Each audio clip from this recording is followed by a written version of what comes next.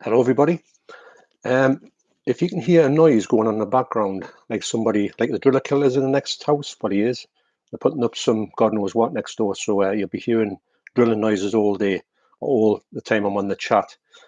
Hopefully, it not put you off too much. I can hear it. I can't get away from it. If I was to move somewhere else, it would go. It would be noisy anywhere I go. So, unfortunately, I just have to put up with it, like I am.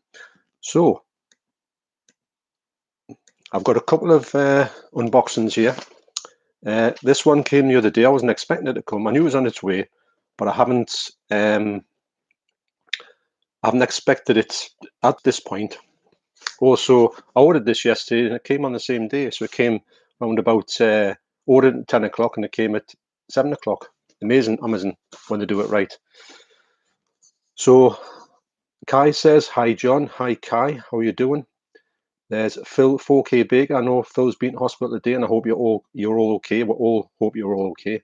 And yes, I'm well. I've still got this sort of cough thing going on. So if you hear us coughing a bit, I can't help it. I've took some cough syrup today, and I'm also hoping to. I'm going to do it for about 2 hours now because I think if I was to do it any longer, then probably I'll just start coughing all the time. So it wouldn't be very enjoyable for you. So that's me plan anyway. Morning, Tom. How are you doing? Alex's Movie Corner. Hi, Alex. Are you all right? Good morning, John. Good morning, Alex. Nice to see you on here. Forgotten World of Movies. Morning, John. Hope you're doing well. Yeah, I'm doing all well. Bit croaky, so that's why I'm going to be a bit cut it a little bit shorter this time because I do feel like my voice isn't going to get us to 3 hours like I did the last time. But I like doing these streams. I think they're great.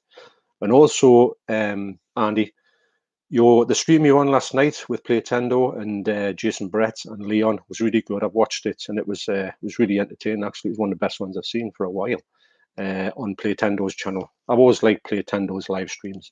Always very entertaining. So yes, so as you probably know, I've got some unboxings to do. So I'll do them. I've got some giveaways to give away. The giveaways are going to be stuff that would have went to CX, but maybe some people out there would want these titles. You're perfectly welcome to.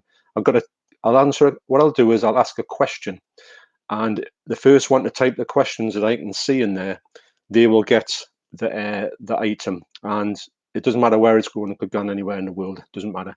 I've got a couple of things I picked up yesterday from CX, which were quite good. So I'll show them off as well.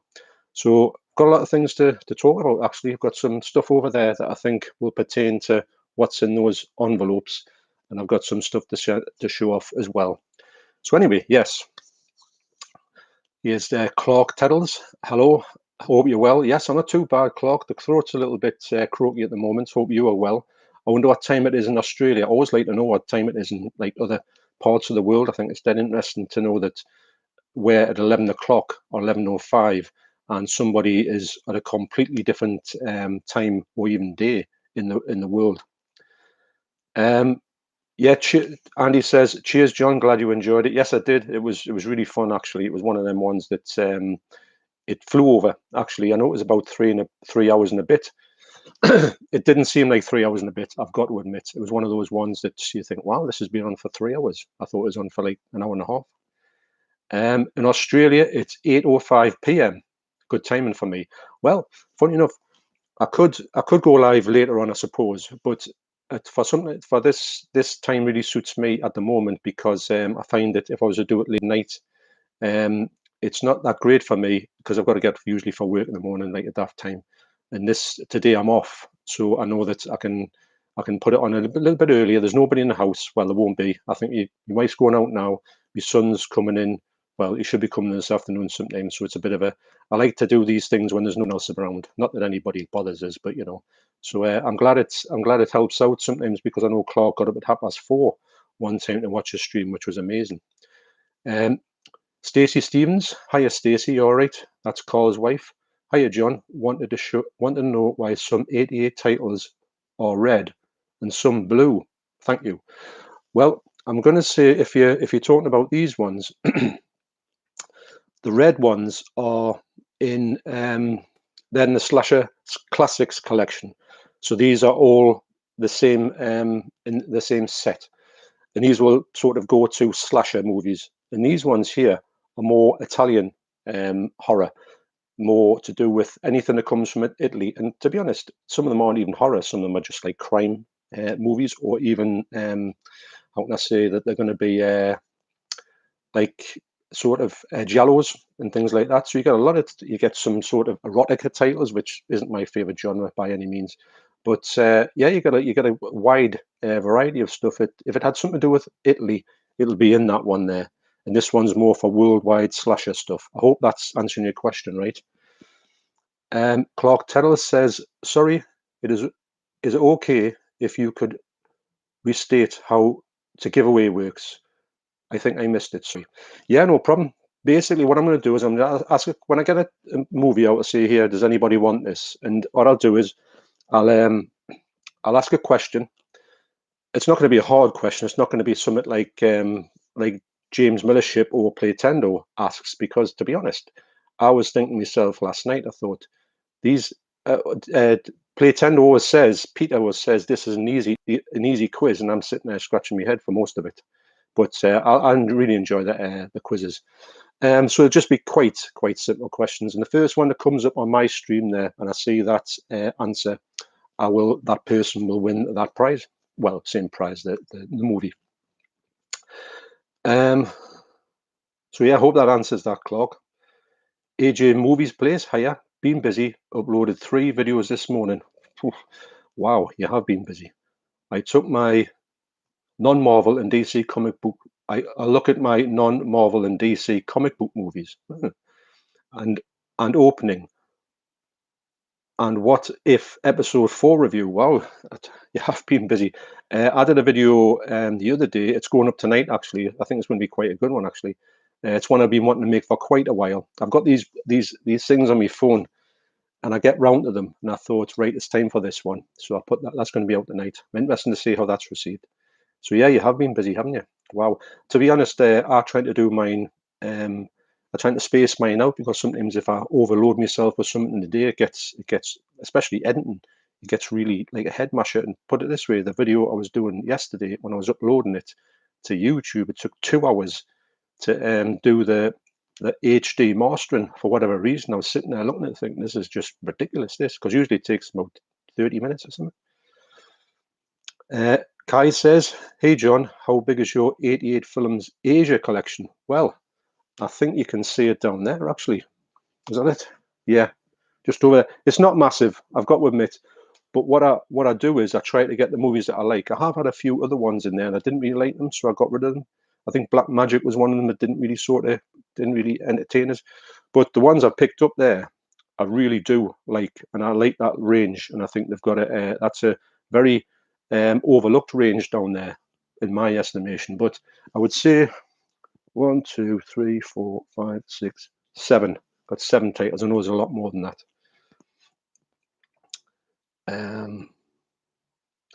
Clark says, "I understand now. Thank you very much." Well, no problem. I hope everybody has a try and sees what if they want any of these movies here.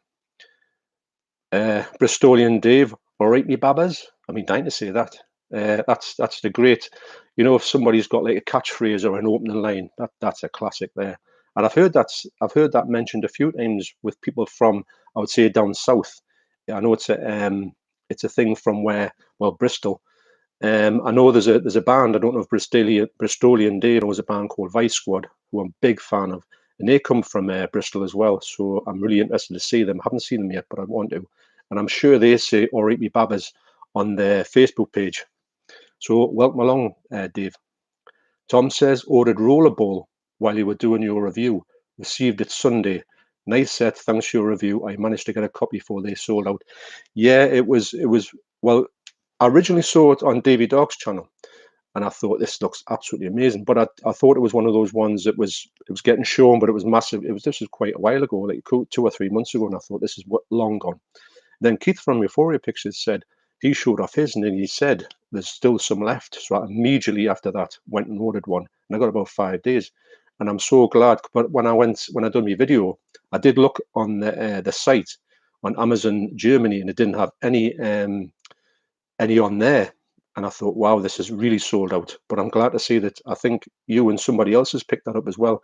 So I'm glad that's because it's over there actually looking at us, and it's just an amazing set. If you like or love Rollerball, like most people who like it love it, it's just exceptional. And I do think that all the audio issues that were talked about have been fixed.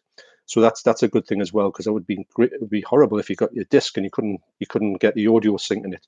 But I think that's all sorted now. I know I flicked through it and it does look like it's all playing right. Clark says my 4K copy of True Romance finally arrived. Wow!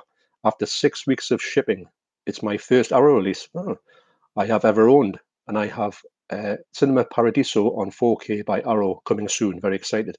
I've heard good things about Cinema Paradiso, the way it looks, and also good things about True Romance. I haven't picked up True Romance myself. I do want to get it, but I will probably get it now it's sold out.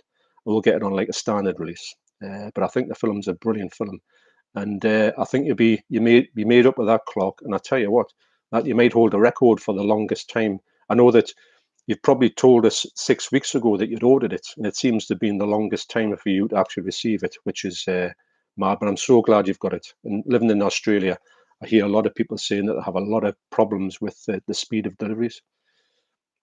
Paul Davies says, hiya, Paul. First time catching a live stream. Thank you. Really enjoy your videos. Thanks very much. Bought a few blues based on what your thoughts are.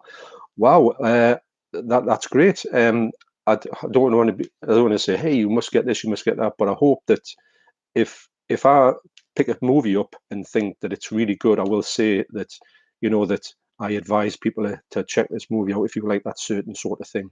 But thanks very much for that, Paul. Really appreciate that.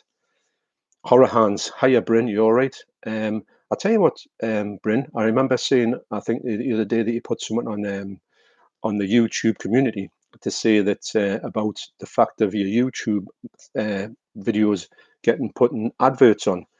Now, I wasn't going to monetize my channel, but I had to because I thought, what it is, YouTube are putting adverts on loads of channels. I've seen loads of channels way under 1,000 subscribers, getting adverts on the channels, which I don't think is correct actually, because they say you've got to get this amount to put adverts on, but you can put adverts on anything they want. So I advise you to put, if you're going to get adverts shoved on your channel, I advise you to monetize your channel, because that saves them. They don't get all the money, which I think they're well off enough for you to take your little cut of it. Kai says you can still get the True Romance Blu-ray on Amazon. Oh, or if that's Blu-ray, I have got the Blu-ray. But the 4K, I know it will come out in a sort of standard release, and I tell you what, I've bought some special editions of Arrow recently.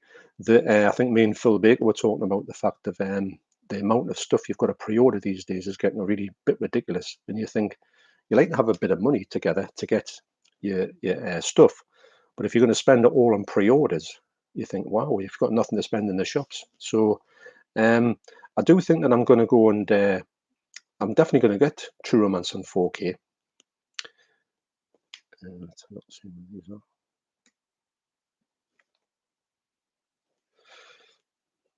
Bryn says, I've just pre-ordered Death Scream from Arrow. Looks pretty cool. Yeah, I saw that myself, and I thought, I hadn't even heard the film, but I did like the look of it. I did think it was one of those ones that I thought, yeah, because Arrow sort of slipped from releasing these old horror films that used to be all classics for me, or ones that you thought, I haven't seen it, but I will check it out, and you would find that you would really enjoy it. So for me, I do think that they want to get back to more movies like Death Scream, although, like I say, I haven't heard of it. Clark says, if you have copyrighted music in your video, ads will run on the video. The ad revenue goes to the owner of the copyrighted song. Yes, I've heard that myself. I do think that, yeah, I see what you're saying, because you said, so that's the reason why people under 1,000 subs have ads on their videos. Yeah, well, fair enough. If people are putting stuff with copyrighted songs on, and the money goes to the person who owns the song, that's fair enough. I just would like to think that YouTube aren't scraping all of these residuals and put them in their pockets. Andy says, from Forgotten World of Movies, really enjoyed Why Don't You Just Die from Arrow. Great recommendation, thanks.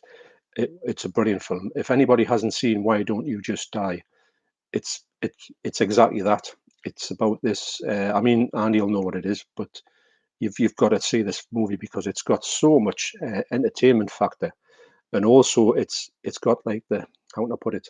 It's got this sort of feel about it, a bit like a sort of a Tarantino movie, a bit like a you sort of what's he called? I'm blanking on his name, but the director of wow, I'll come back to that one.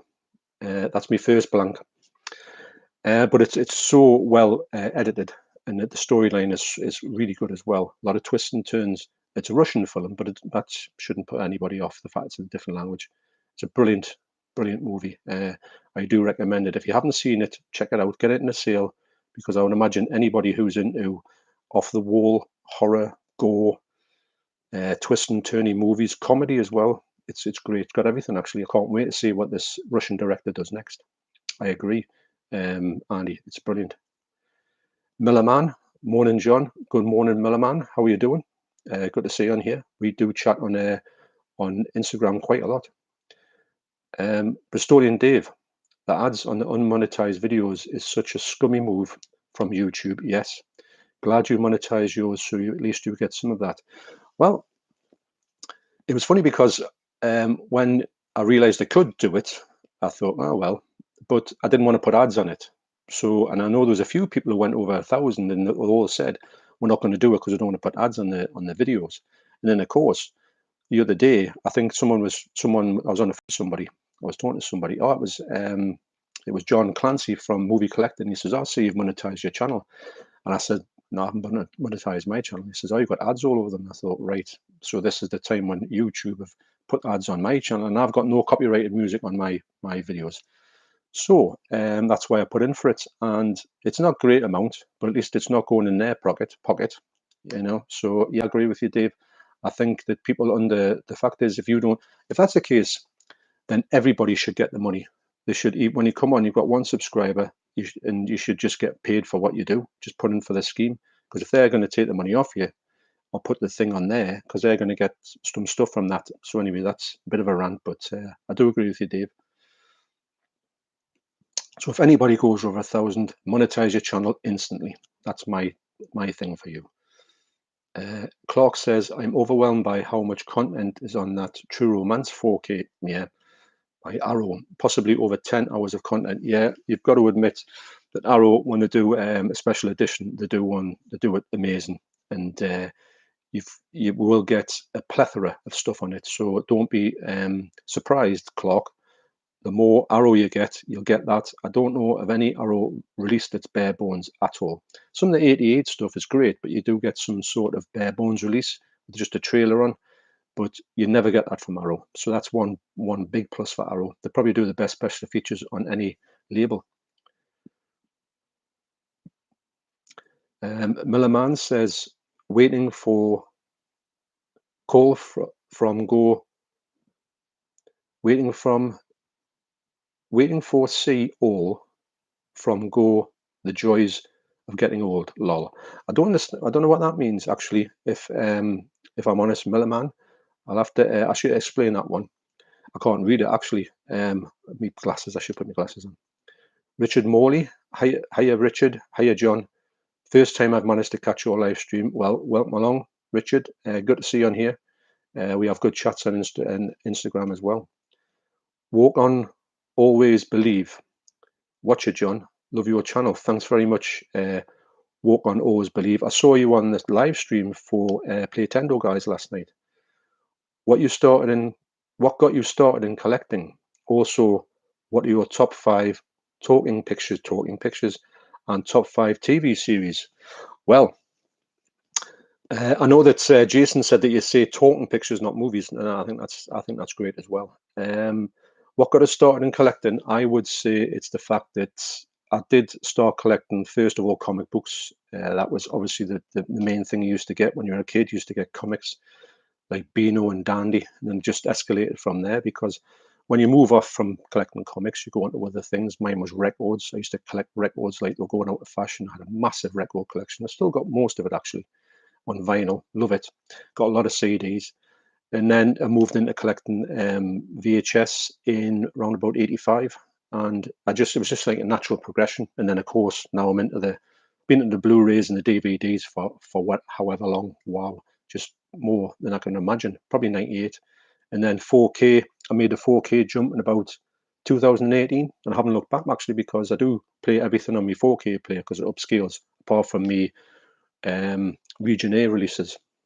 And I've got me multi-region for that. So thanks for that. But I do. It's just been an escalation. I've always collected stuff in my life. I probably collected Action Men before I collected comics. I've just always had a stash of something, and this is the one that stuck with us the most. If I've got one, because there's just so much to it, as you know. What are your top 5 talking pictures? I will say off the top of my head, number 1, Jaws. Number 1, Down by Law by Jim Jarmusch. Number 2, Jaws. I'm going to get these mixed up because I've done a list actually on my videos. There's one there somewhere. Like I say off the top of my head, Down by Law, Jaws, Manhattan, Woody Allen film, Zombie Flesh Eaters, and what's another one? I'll have to give another one there. Wouldn't care. I know these off the top of my head, but I'm blanking now. And what can be for number 5? Grease. I think Grease is right up there as well. Love Grease. Always love Grease. Top 5 TV series. Number 1 will be, without a shadow of a doubt, The Office, the English Office. I do like the American Office. Watching that again at the minute, probably the 4th time in a row. I do like This Is England, the TV series. I love that, the whole This Is England stuff. I do like Garth Marenghi's Dark Place. I do like Phone Shop. Love Phone Shop. You can't get them all on DVD, unfortunately. Like what's the other one that I go for? The End of the Effing World. Love that. That's me and my wife couldn't get enough of that movie. That series. It's got to come out in physical media. It's just a madness that it's not.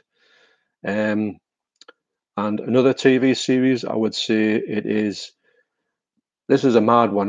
It's over there actually. Heart to Heart. Can you believe that one? But I think it's absolutely brilliant. But something I don't talk about very often. You got that one out of us. So thanks very much for that. Millerman, waiting for a call from the doctor. Wow, that's well. I hope everything goes all right with that. And yes, getting old, you tend to keep away from the doctor for a long time, then all of a sudden you seem you're knocking on his door a little bit more than you should do. Wow, it is. Yes, that's the worst part of getting old. You get to know who your actual doctor is. Tom says, I know you do 4K reviews on picture and sound quality. Do you think today's movies are far superior to the older movies, and therefore the difference between Blu-ray and 4K is negligible? Why upgrade? That's a good point, actually, because to be honest, the older movies on 4K look spectacular because you're used to seeing them in their sort of grubby state, and then you can get them remastered into this like amazing state. And if you're getting a movie that's literally been released yesterday and then it comes out in a year time on Blu-ray, 4K, it's going to look quite close. So yeah, that's a good point. If you think that the newer ones look the same, and you're quite right actually, because what I try to do is if I know there's a movie out in 4K that I like say the 2 that I got the other day, I haven't got them on Blu-ray. So I'll go and wait till the 4K comes down in price, and I'll go straight for the 4K. So then I haven't even got the Blu-ray. So it's not like an upgrade, because it's just that's my version of that movie because I like it that much. The 2 movies I got from CX, got them both for £8. So really, that's about the price you pay for like an arrow Blu-ray, which is great. But I'll get you on that one, Tom. That's a good point. Mark Fairfield, hate The Office, lol. Yeah, it's a funny one. My wife cannot stand the English Office. She thinks it's the most awful thing she's ever seen. But she loves the American Office. I know it's like chalk and cheese, but I just think that it divides a lot of people, and some people think it's awful. I just think it's just really funny, and I've always loved it since it's. I think it's a TV series I watched the most actually. And I'm glad it's short as well, The English Office. The American Office, it's all right for being on for loads of episodes, but sometimes it can be too much, you know, when it goes on for that long. I don't think English series can get away with that length of time. I've just been actually talking about TV series I've just been watching recently, Not Your Nelly, the 1974/75 series with Hilda Baker, and it's really good.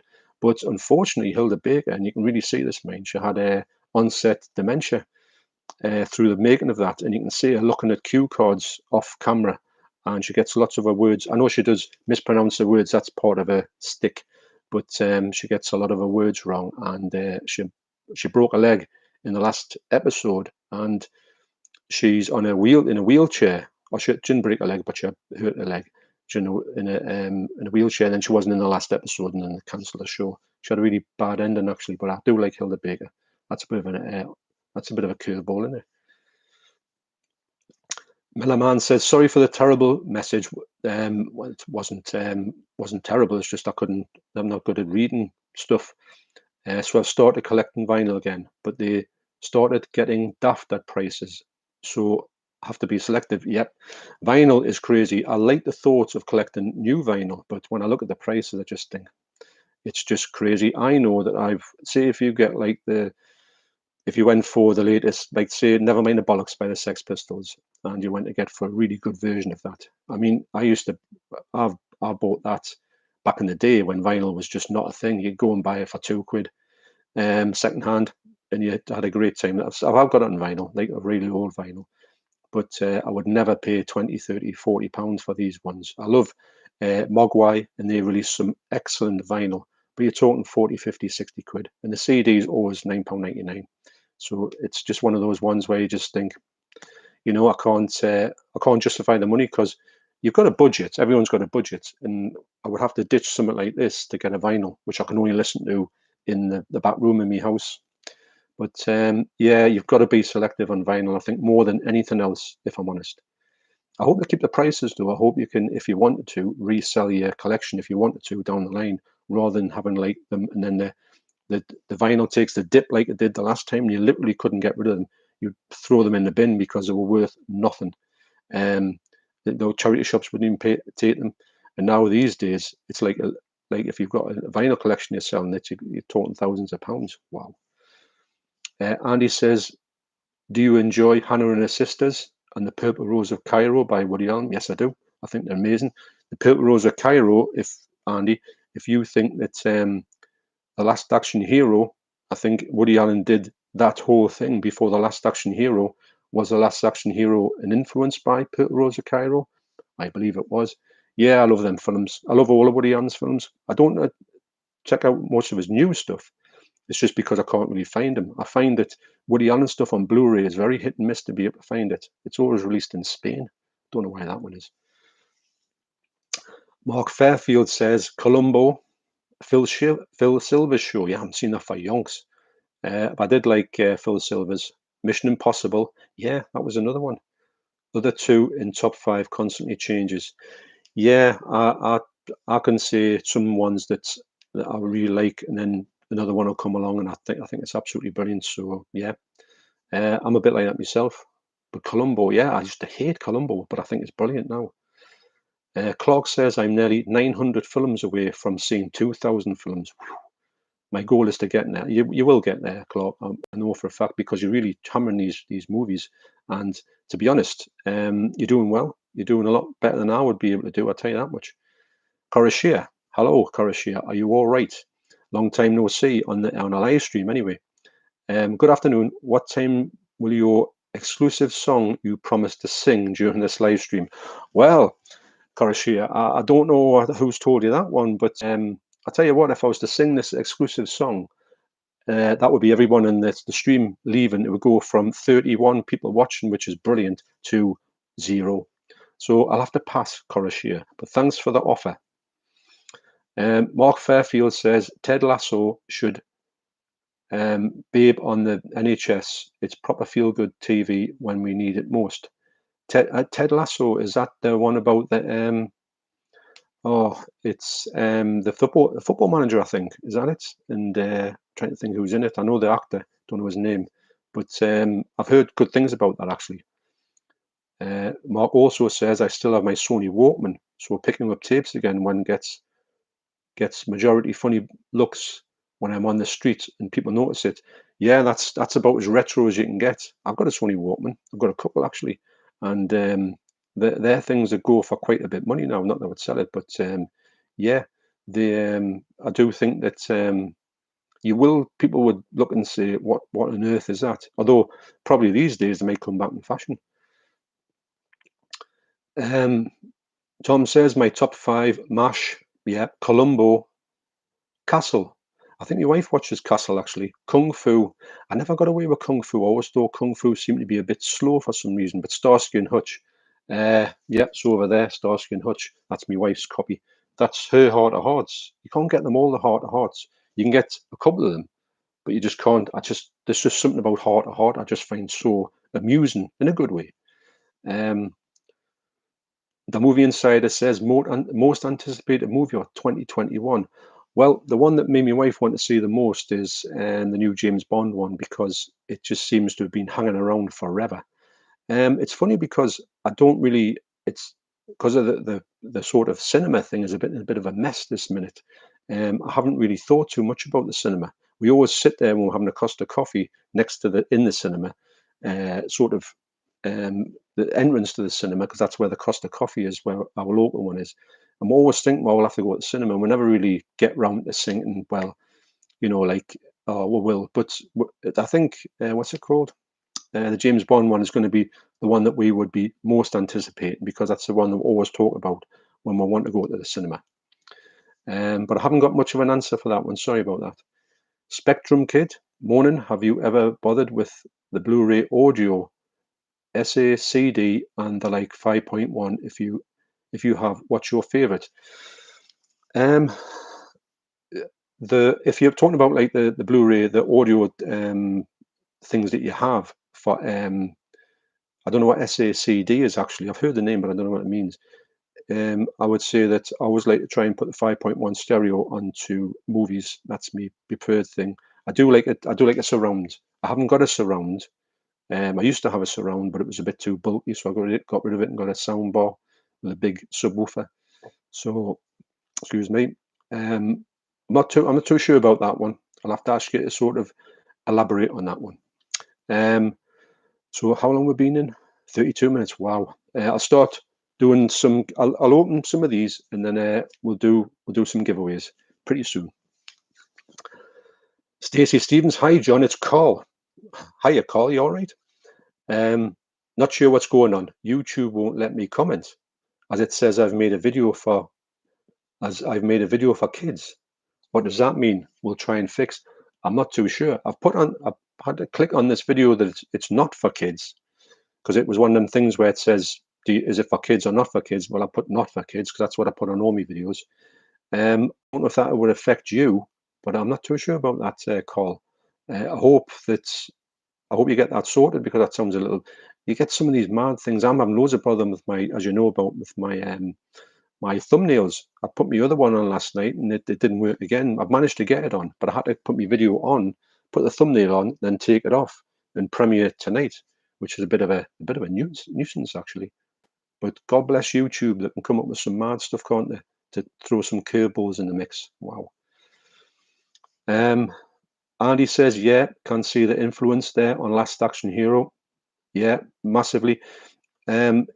It's not the same movie, don't get us wrong, as you know, but there's a massive part of that movie that's more or less exactly the same as Last Action Hero, when the fella comes out of the pictures and sort of has a romance with Mia Farrow.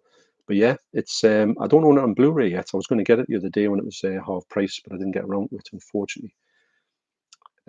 Clark says, at Stacey Stevens, if you search how to enable comments on video on YouTube into YouTube, you can enable the comments. I had the same problem for a few of my videos as well.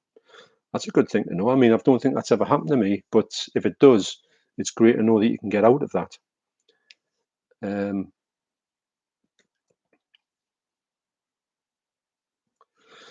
Kai says, what's your favorite film of the year so far, or one of? I would say that I haven't watched any new films, if I'm honest. but I would say that my favourite film of the year so far, the one I've enjoyed the most, is it could be a toss-up between um, Why Don't You Just Die? Love that film. And also, what was it? This is mad. The Barb and Stark Visit the Vista Del Mar. I thought that was an amazing film. It is a mental film, and it does. A lot of people wouldn't like it. I just think it's just so good, and I don't know why. I don't know why I like it, but I just like it. Actually, halfway, about 20 minutes into it, I thought this is right or rubbish, but I stuck with it and I really enjoyed it. But it's funny. If it was from the year, I don't have any from sort of 2021 that I've seen.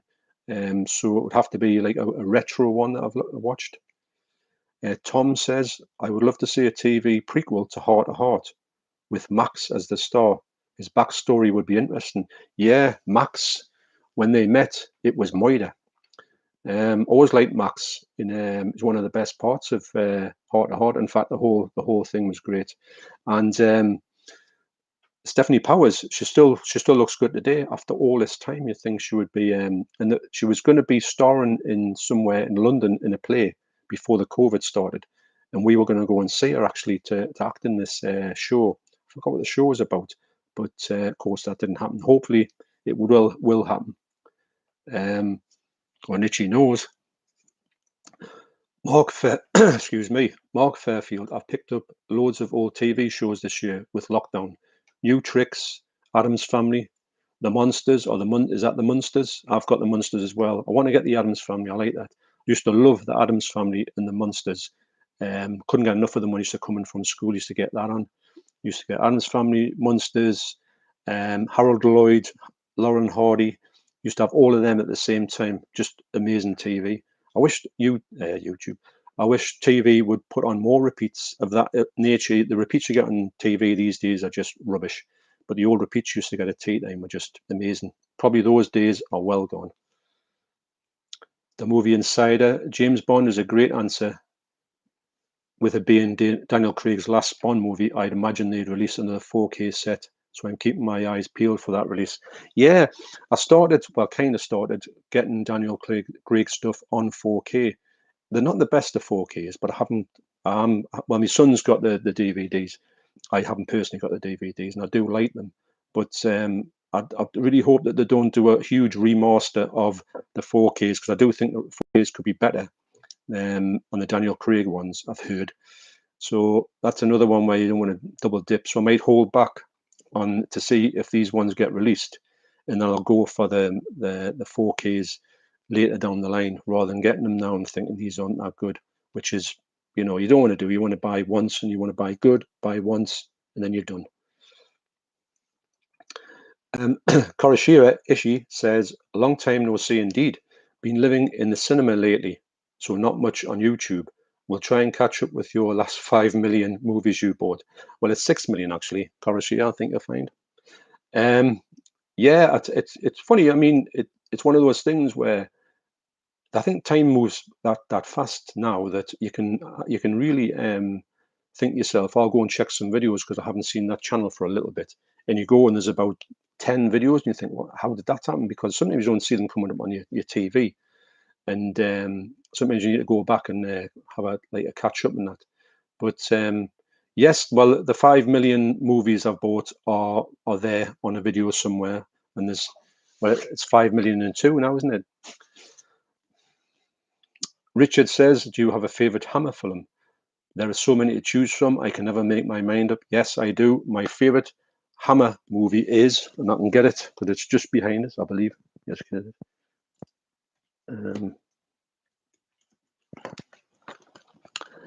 Without a shadow of a doubt, Taste the Blood of Dracula. I think this movie, I mean, there's a few that I really do like, but this movie has everything for me. Has a great version of Dracula, because Christopher Lee, when he went into that place where he didn't want to speak in the films, I think he's back to maybe talking. He plays a lot more of the Count in this one.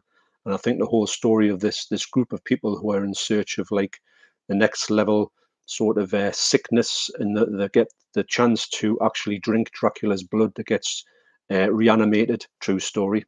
And the things that happen to them, it's got everything going for this movie, and it's quite nasty in places. But yeah, this is the American version. I think it's come out in the UK, or it's coming out in the UK. it's a lovely version, this actually, because sometimes the hammer ones can be a little bit lackluster in the way that they're put out. But this is a solid release. So yes, Taste the Blood of Dracula by leaps and bounds. Good question though. And yeah, it is because they've done that many films that you could struggle to. Actually, I might do a Hammer top 10. That's a good one to have. Because I don't think I've ever thought about that. But it would be good to get them out. Well, you know what number 1 is anyway. Bristolian Dave says, really random, but I've got shelves like the ones behind you. What size wood did you use for the horizontal? Mine's a bit thin, so it's bending. Well, what I did, you mean these ones here? I'm not too sure what they are off the top of my head. I know they're quite. Let's see, they're about that thick of me that part of my finger. Yeah, me thumb, me nail. But yeah, what I did was the span. I knew I had to go. The span had to be short. I could have put less sort of like uprights there, but I knew that if I put the less uprights in, then the span would be too long. And I think if I went any further with a span, so maybe it might be a span's a bit big, but yeah, if a good way with these shelves is if you had any problems with them, you can just get rid of these things and put them all back in again. You can put even thicker ones in.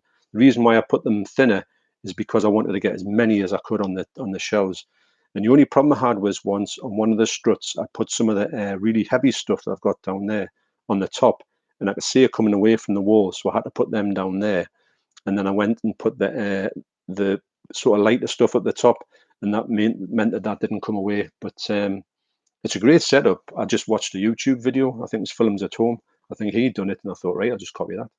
And it was only about £60. It took us about a week to put up in 2018, and it was I loved it actually. It's great to have everything out on ahead of you, not on cupboards, because on cupboards, then you've got your problem where you're just raking through stuff and you forget what you've got of the stuff.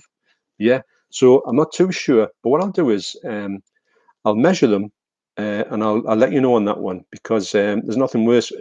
I've been mindful to make sure, excuse me, that they're not bending. So if I see them bending, I will have to upgrade. But excuse me, but so far since 2018, they've been all right. The horizontals. So but I'll measure it for you. But I noticed that you have got them on your videos, you're right. And I noticed a few people have. Bryn's room that he's got, and he's painted his shelves black. That looks amazing. That's a top level one, that. The Movie Insider, where did you get your mic from? If you don't mind me asking. I don't mind you asking at all.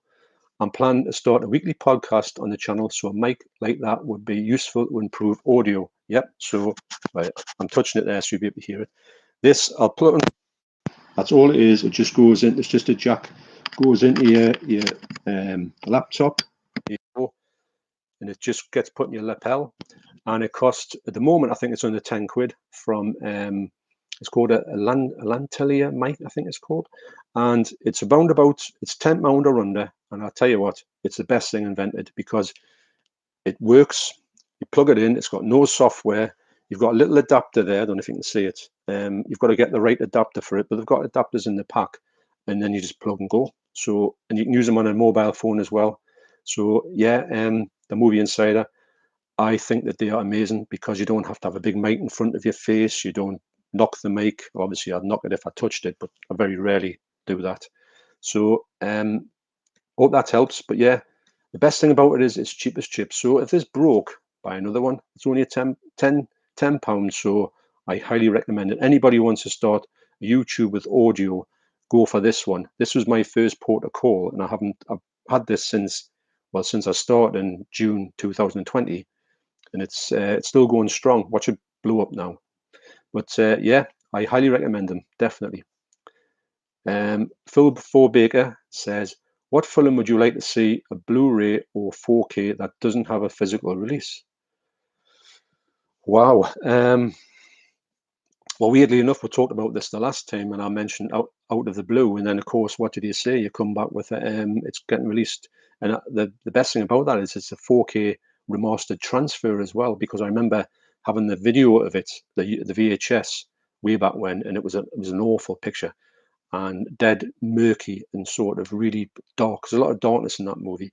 But you helped us with that one when you found out Eureka were doing that. So that's brilliant. That's one of the anticipated releases of the whole year on physical media. So what would I like to see on Blu-ray or 4K? It doesn't have a physical release. It's hard to guess, because you forget about a lot of films, and then you don't really realize it till you go looking for them. But I would say there's quite a few that aren't on Blu-ray, but they're on DVD, that I think are absolutely brilliant, and I think they could be released by the companies like 101, 88 Films, and I think they could do an amazing upgrade on them, because the DVDs are okay, but the ultra bare bones. A couple of them are around about here. One I've talked about a long time ago on my channel is Eat and Run. This is so funny. I love this movie. I can the sort of the things that what's it called? The quotes in this. I can quote this movie till it's, I mean, but look at that. I mean, if that's not like, it's one of the ones where you get it and you think, is that real? Because you think it's it looks Avenue Entertainment. Now that's probably going to be something that's there's a few versions of this on DVD, but I reckon it's one of the ones that are really ultra public domain. There was another one here called Bullshot, which I managed to get actually on where's that one gone? I'd love to see that on Blu-ray. I love that film as well. I love all these old comedies that you just never ever see getting upgrades. But this one, BFI could do a really good version of this movie, definitely. What else can I see down there? I would like to see a lot more of. I know this one. I really enjoyed it, but I know this one's come out, and this is the American release, but this has come out in on Blu-ray in America. And then also as well, there's I would like to see this on Blu-ray. Big fan of this one as well. I think Amanda Bynes, I've talked about her quite a few times. She's got some serious problems at the minute, which big shame, because I thought she was so talented. Frankie Muniz as well. Muniz, I think he's ditched acting. I think he's got a lot of problems. I think he's got a bad memory, actually. Poor lad. So yeah, things like that. These ones that are just kind of forgotten about, if I'm honest, but they're so good actually when you go to watch them. Because I watched this recently and I thought, I bet it's rubbish, but it's not. It's quite entertaining. But something that hasn't got a release, I'll have to have a good think about that and probably get back to you on that one, Phil. Good question though. Mark Fairfield says, do you get as annoyed as I do when classic films get a 4K release and they have zero extras? Got Field of Dreams Steelbook, which is beautiful, but not an extra inside. Yeah, if I'm honest, I don't. I think if you get a new film and it comes with extras, you kind of maybe look at them, but the extras aren't that great because you don't really want to know too much about a brand new movie that much. But when you go to get like an old classic film, I find myself dipping into the extras immediately and hopefully you find out some really good stuff about that movie that you just don't know, or some good commentaries. Yes, and when they get a movie that's like as old as Field of Dreams, which has like got a big fan base, and it comes with absolutely zilch, well, that's laziness from the company. For me, the company, at least if you're going to get, especially a 4K steelbook, you would imagine you want something with it for your money, because it's not going to be cheap. But yeah, I agree with you on that one. Yes, it does annoy us, especially like not so much a newer film. I can put up with that, but older films, if they had nothing on, you feel duped, don't you? Because usually you've got to pay that bit extra, especially on 4K. I think with 4K, because of the money that they're putting into it, you think that you should get something extra because of the extra money you're paying for it. You don't want anything you get like on a Blu-ray. Then why would you go for the 4K? Spectrum Kid says, sorry, I meant music DVD in surround. Dolby Atmos seems like the in thing. The Beatles have a few out. I've got quite a few music DVDs, and I've also got some music Blu-rays as well. Haven't got any music 4Ks. I know they've come out. I think who's got one out? In Excess. Not that I'm a massive fan of In Excess, and I think the picture quality is not be that good, but I imagine the sound quality would be brilliant. Some of the sound quality that I get on me soundbar, which isn't Dolby Atmos, is absolutely brilliant. So for me, I would say that 5.1 does me more than enough, because it's thumping through the house. I mean, I don't want to put it on too loud to annoy anybody, but I would say that I don't think I've heard anything in Dolby Atmos in a music video. It would be interesting to hear that, actually, to see. I'll tell you actually though that The Star Is Born is in Dolby Atmos, and the sound quality and that just sounds unreal. So yeah, I'd probably like to give it a go and see what's going on. And so the Beatles, I've got their movies. I'm not a big fan of the Beatles, but I love the movies. So I've got their movies, and their audio always sounds quite good, even though they recorded everything usually in mono. And had a real weird mix. I know it's in mono, but the drums are always on one speaker when they come out on one speaker, which is odd. But I think they used to do that in the 60s. Right, we're on 51 minutes. I tell you what, at 1 hour, I'll start going through all this stuff, and then we can spend the last hour going through what's in here, and also some giveaways. So I can't believe how quick that hours went through. Actually, my throat's not as bad as I thought it was going to be. Although sitting on the stool is not the best thing to do at my age. Mark Fairfield said, 4K I want, and I'm stunned to find it's not available in 4K yet, is Dances with Wolves. Actually, if I'm honest, I don't know if this is true, but I'm sure that Phil Baker was talking about that the other day, and I think that it might be coming out. It might be coming out, but I could be wrong on that. But yes, you would think that there's a lot of these big movies that were like huge back in the day. They just don't seem to want to touch them. I don't know why. And then I've got some of really massively obscure horror films on DVD on 4K, which is great. That's my thing. If you said to me, I can have the latest blockbuster or an old classic come out, I says, give us an old classic any day, an old horror film, because they're doing such a great version of them, because I think they're taking the time with them as well with the 4Ks on the old horror films. They're not like spitting them out like Disney. So yeah, but yeah, that might be a thing, but I could be wrong on that one. Soundtrack Crusader says Christopher Lee, best Dracula of all time in my view. Yeah, I'll go along with that 100%. Yeah, he is. I just think he's brilliant. He's got the look. I always think that anybody who isn't Christopher Lee, especially in modern day horror Dracula films, I think they should maybe try and not copy him, but have somebody who's a bit like his sort of style is the Count, someone regal, not somebody who looks like a teenager, the Twilight Saga. Not that I've seen one, but I wouldn't want to see one. And also some of these ones where they go a little bit, so he's like Vlad the Impaler. I'm not really too keen on that personally. I like the sort of the look, the cape, the sort of nearly the royalty of Christopher Lee's Dracula. I just think he's nailed it. So I agree 1,000,000% on that one. Soundtrack Crusader. Phil's creepy videos. Hello, Phil. You all right? Hey there, horror fans. Hey, Phil. You all right? How are you doing? I know Phil's in America, so that's great to see people coming from across the pond. Brilliant. What time's it over there, Phil? I say that everybody who I know is from a different country. Tom says they are turning a lot of animation movies into live action. Which animated movie or TV series would you love to see turned into live action? Mine would be Captain Scarlet. Yeah, Captain Scarlet. Actually, that's a good call. I know they've done Thunderbirds.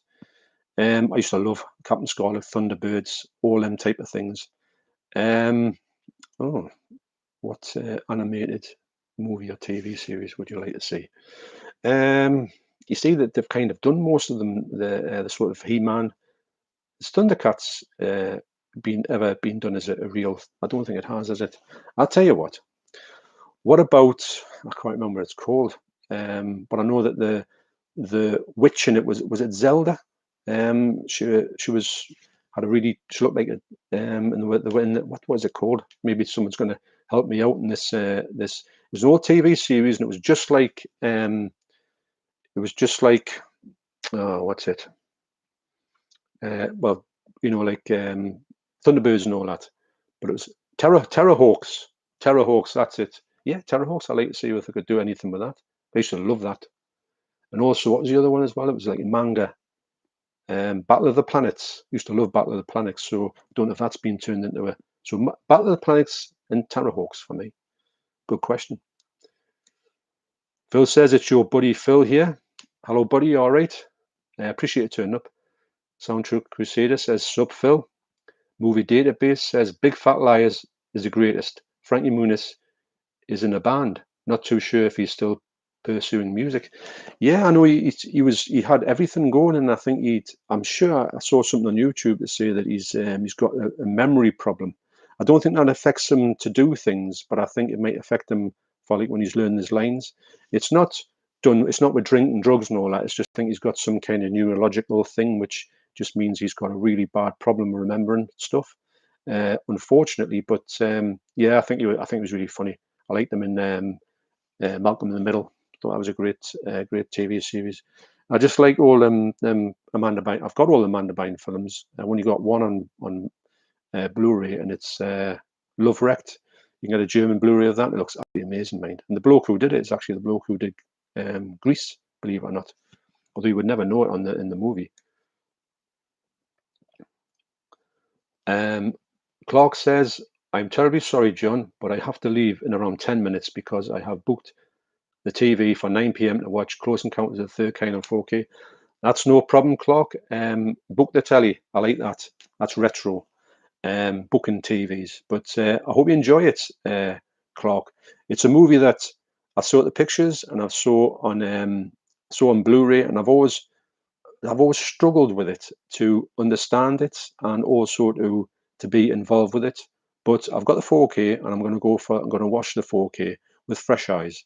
I do like the thought of the movie, and there's some great parts in it. I've got to admit, there's some standout scenes, but I think it went a bit flat in some parts, and it's quite scary in other parts. I'd be interested to see what you think of it. So if you're not here or you're watching this on catch up, enjoy the movie.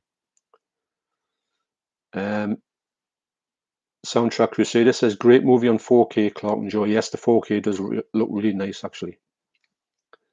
Movie Database says, from the top of your head, what film would you recommend from the 101 line and 88 films? I would definitely recommend from the 101 movies this one, Hell Night. What a movie. I hadn't seen this one, but I heard about it a lot of times, and I thought, well, I've got to say it because it's one of the ones where you think everyone just talked about it, but I never got a chance to say it. But I loved this movie. I thought it was just one of the best things I've ever seen. It lived up to everything I thought. So for 101, if you can get it actually in the special edition, it's only about £15. I urge you to get this one. Absolutely brilliant. So that's 101 films and 88 movies. What's the best one in 88 movies for me? I would say a weird sort of left field one is Eliminators. That's it's a brilliant. I don't know if I can get my hands on that at this point. I can't.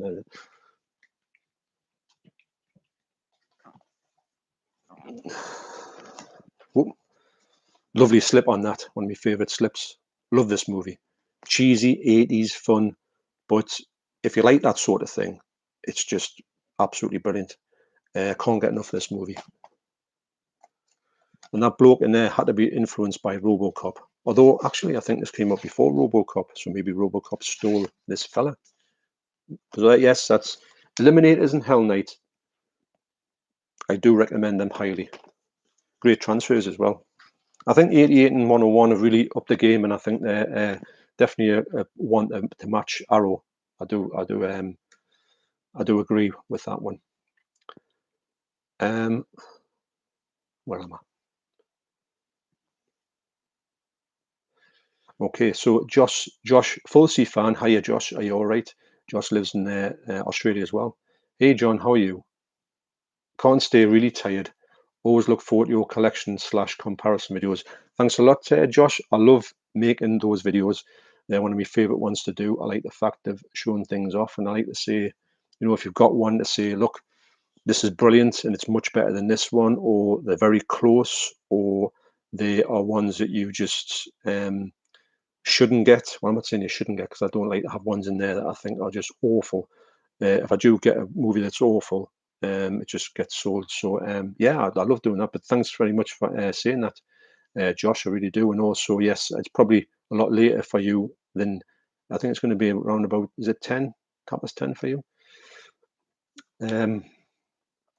So Sam and you, Sood. Hey, good afternoon.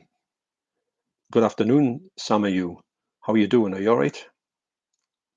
Are you from England? Are you from a different country? If you are, what time is it in your country?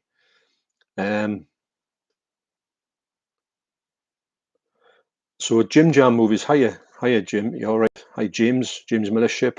Yes, I'm doing great.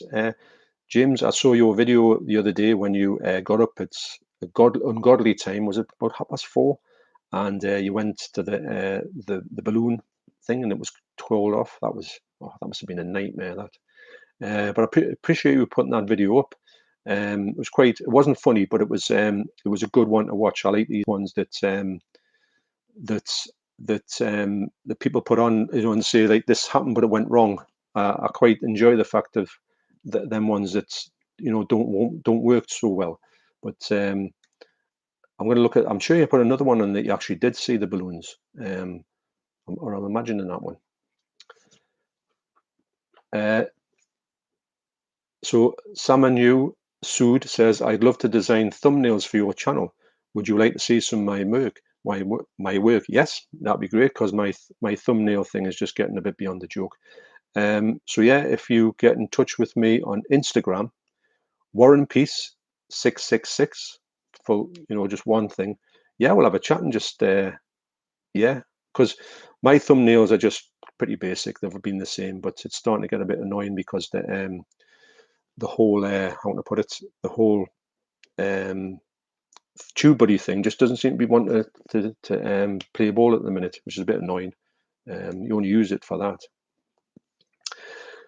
James says, Jim Jam movies, would you ever go hunting for Blu-rays or car boots? Yeah, I used to do it all the time, but this is way back when, and I think these days, excuse me, we don't have that many car boots around where I live. Used to have loads, but they've all been built on now. All the fields, the farmers' fields, used to be. In the Sunday morning, me and my son used to go. I don't think my son was too pleased with it, but he used to get some action figures, wrestlers and that. And I used to be hunting around. I've got a few things that I did pick up way back in the day. Got some Clockwork Orange stuff as well that I got. I got a signed book by Bobby Thompson.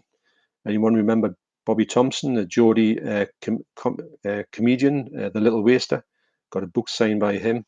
So I've got quite a few things. I've got comics and stuff like that for my collection. But yeah, I've always thought about it, but I just don't know where they are around me anymore, because it's something I've always been interested in. But I would definitely do it.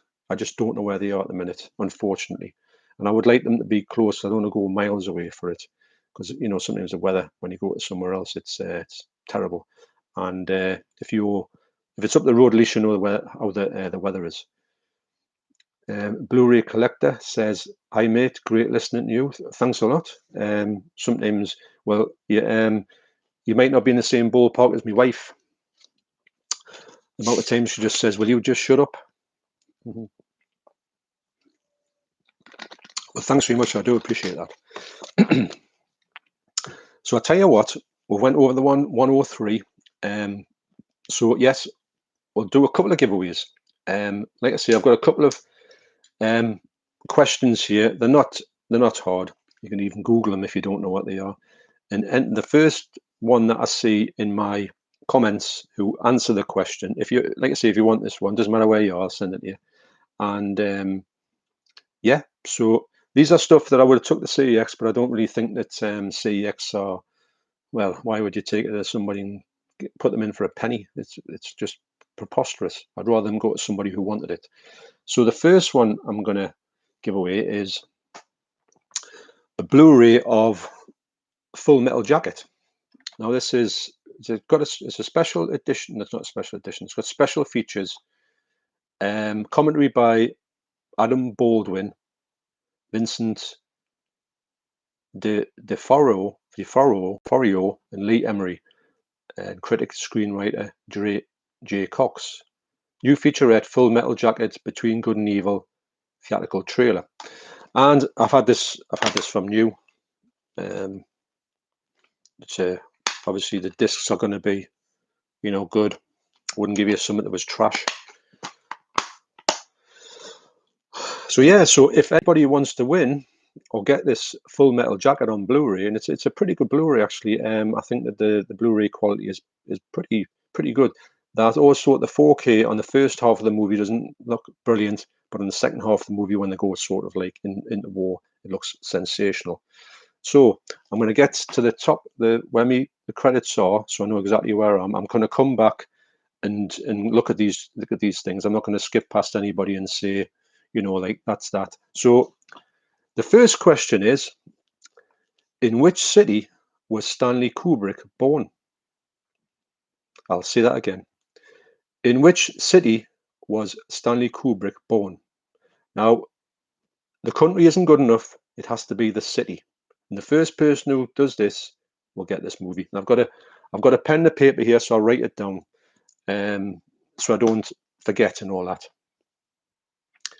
The Movie Insider. Wow, that was quick. New York City. Yep. Well, actually, Paul Davies. Sorry about this. I'm gonna have to go.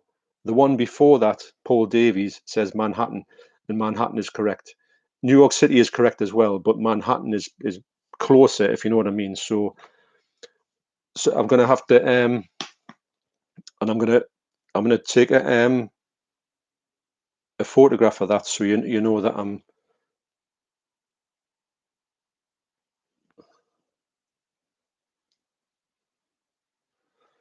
So there's the photograph there. So the photograph says Manhattan, underneath is New York City. So sorry, the Movie Insider. That's sorry about that, because I didn't see Paul Davies in front of you, which was Manhattan. So Paul Davies is Full Metal Jacket, yes, and got Austria from Robert Baker. Now, to be honest, when I looked, I honestly thought he was born in England, because I know he lived in England for a long time. So New York, Andrew Tate, Kai, Manhattan, yes. So yes, so Paul Davies gets Full Metal Jacket. I'll write that down. So if you can get in touch with us in Instagram or anywhere really, Facebook, Instagram, on here, and we can sort of sort out where you to get your address off you.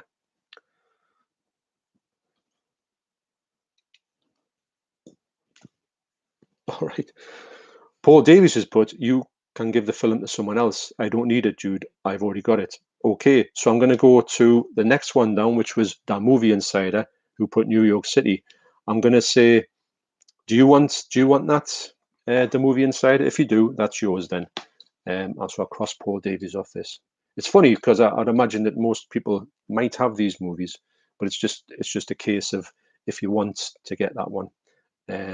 You know, because some people might be thinking, oh, I might pick this one up, but they never get around to it. So that's that one. So I'll wait to see what. To be fair, I have it as well. I've just realised someone who hasn't got it deserves it.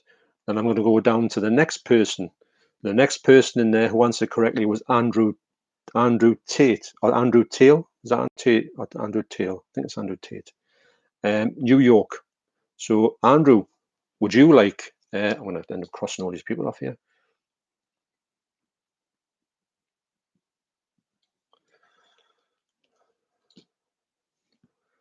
The Movie Insider says, I definitely do. I've just checked. It's a movie that, I mean, I imagine a lot of people have got if they want it, but I thought that this one was one of the ones that I thought you'll get nothing for it in CEX. It's quite a good version, actually. I've had it for a long time, actually, on Blu-ray. So, Andrew Tate, if you want it, it's yours. So I'll go down to the next one.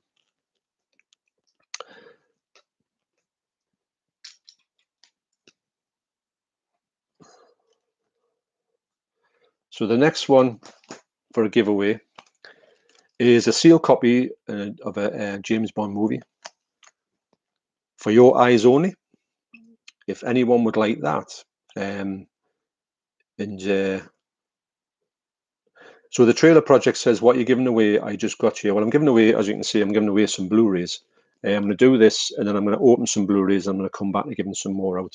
And these are ones that you probably find, in the likes of CX and that. But there might be ones that people would like for their collection. I know some people do collect James Bond movies, and they might not have this one, but in particular, like I say, it's sealed and that, and it's got some special features on there as well. So, and I've got this on Blu-ray myself. I've double dipped with it by accident, and yeah, I think it could be, well, if somebody wants it, they can have it. So the answer for that is, the question to win for your eyes only is, what's the fifth movie by Quentin Tarantino? That's what's the fifth movie for Quentin Tarantino. This is a little bit of a trick one, and I'm going by the fact of what it's written on the cover of that particular movie.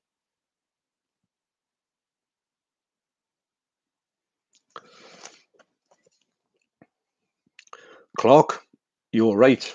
And I've got that out here because, there you go, the fifth film by Quentin Tarantino. Actually, I always thought that Kill Bill 2 was the fifth film because but the class that as a fourth film as well.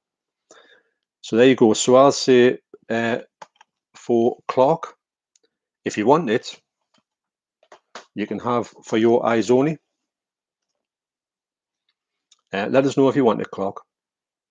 And so yeah, trailer project. If you want if you want to answer the questions and you get the answer right first, then you can go for you can have it.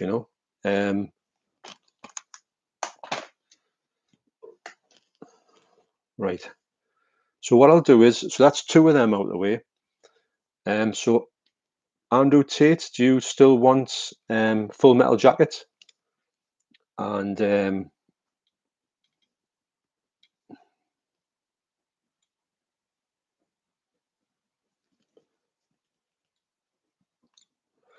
Clark, if you want For Your Eyes Only, you can just say in the comments here.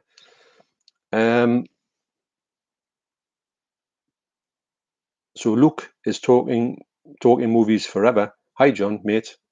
I just catch you on your stream, mate. How are you doing?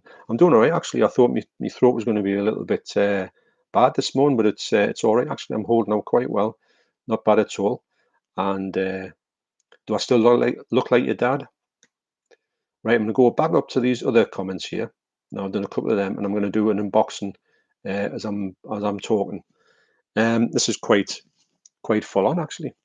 Never done no like this before, so if I'm a bit bad at it, that's the reason why. So so Tom says, this is going back. No, sorry, I've done that one.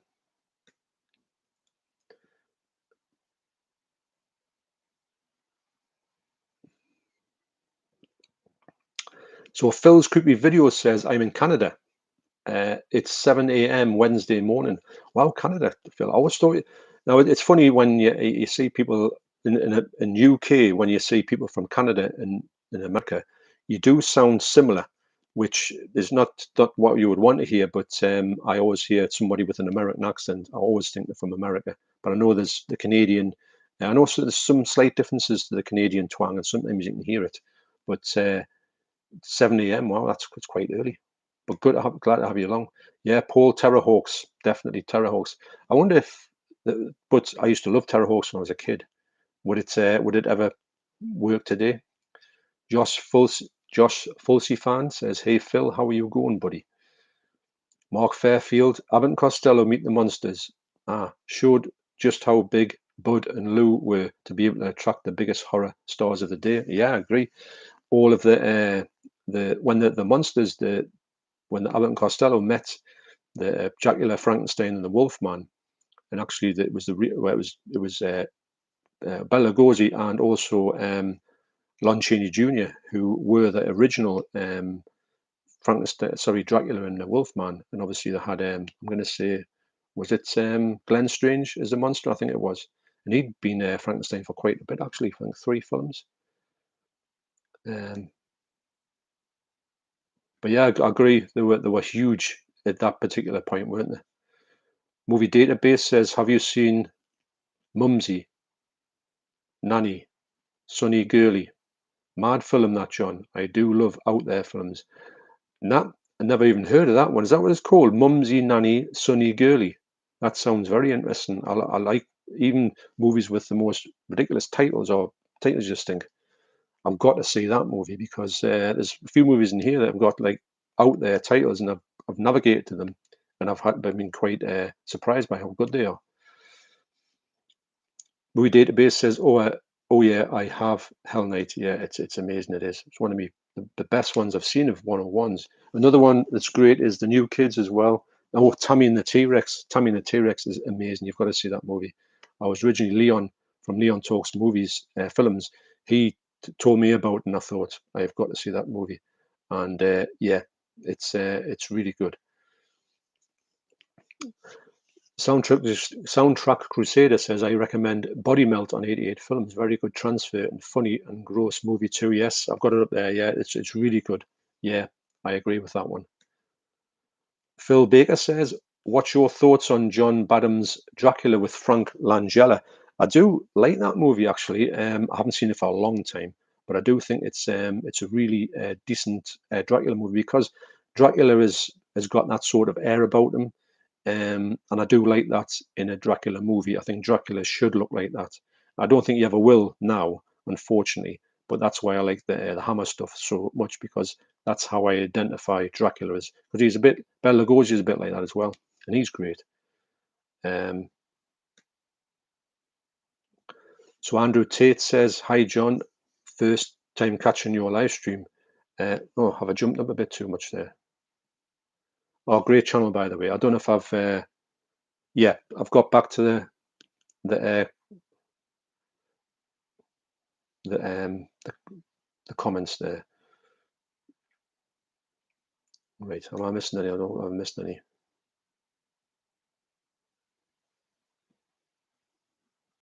Kai says, 88 Films limited editions are some of my favorites. The Young Master alone.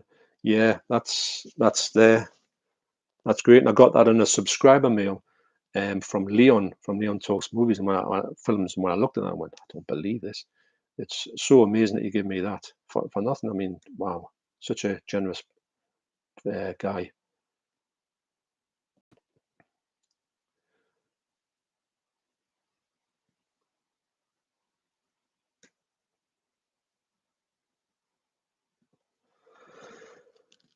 Right. If my parents are good with letting you send it to me, I would love to have it. Thanks very much. Well, I'll put you down for that. Yeah, like I say, it'll just be basically in one of these. I'll put in one of them, just send it across to you. So yeah, if it's all good with you and your family, then yeah, that's no problem. I'll keep it to one side for you. No problems at all, Clark. Appreciate you getting back to us there. Ian Smith says, hi mate, what film have you bought the most copies of over the various formats over the years? Mine's probably The Thing. And this month's 4K just makes it worse. Yeah, to be honest, The Thing's right. If I had to go top 3 of ones that I've spent the most money on, The Thing is definitely in top 3. Wow, I feel like some movies I've bought them time and time and time again. Clockwork Orange springs to mind. I've got loads. But the thing is with Clockwork Orange, I've kept all of the previous ones that I've got at Clockwork Orange. So when I get the Clockwork Orange 4K on the video, I'm going to show you exactly what I've got in the way of Clockwork Orange. So it's definitely Clockwork Orange. The Elephant Man as well. I bought that on every single format I could get. Still got my VHS down there actually. But I do think that at this moment the 4Ks are getting fast and furious, which is great. But also you think, the movies when I've got them, I think, is this another time I'm going to buy them? But usually when I buy these ones in 4K, especially the horror stuff, I think that's it. That's my end game. And then usually I try and get rid of all the other ones because they're usually kind of surplus to requirement. Not all of them. Some of them are in different collections, so I've got to keep them to keep that collection going. But yeah, I'm going to say definitely The Thing, definitely well, a lot of ones like Carpenter films, I feel like I put quite a bit money Carpenter's way if he gets the money. And Clockwork Orange, I think, is the most one I've got. I've got about 7 or 8 things of theirs.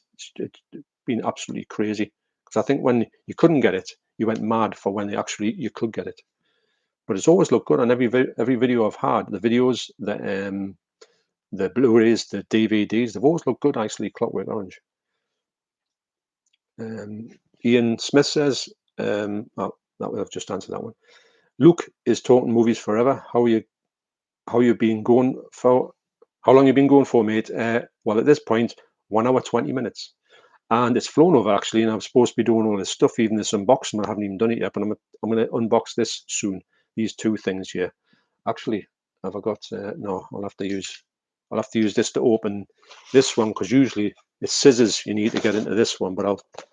That's from the US, I think, if I'm right.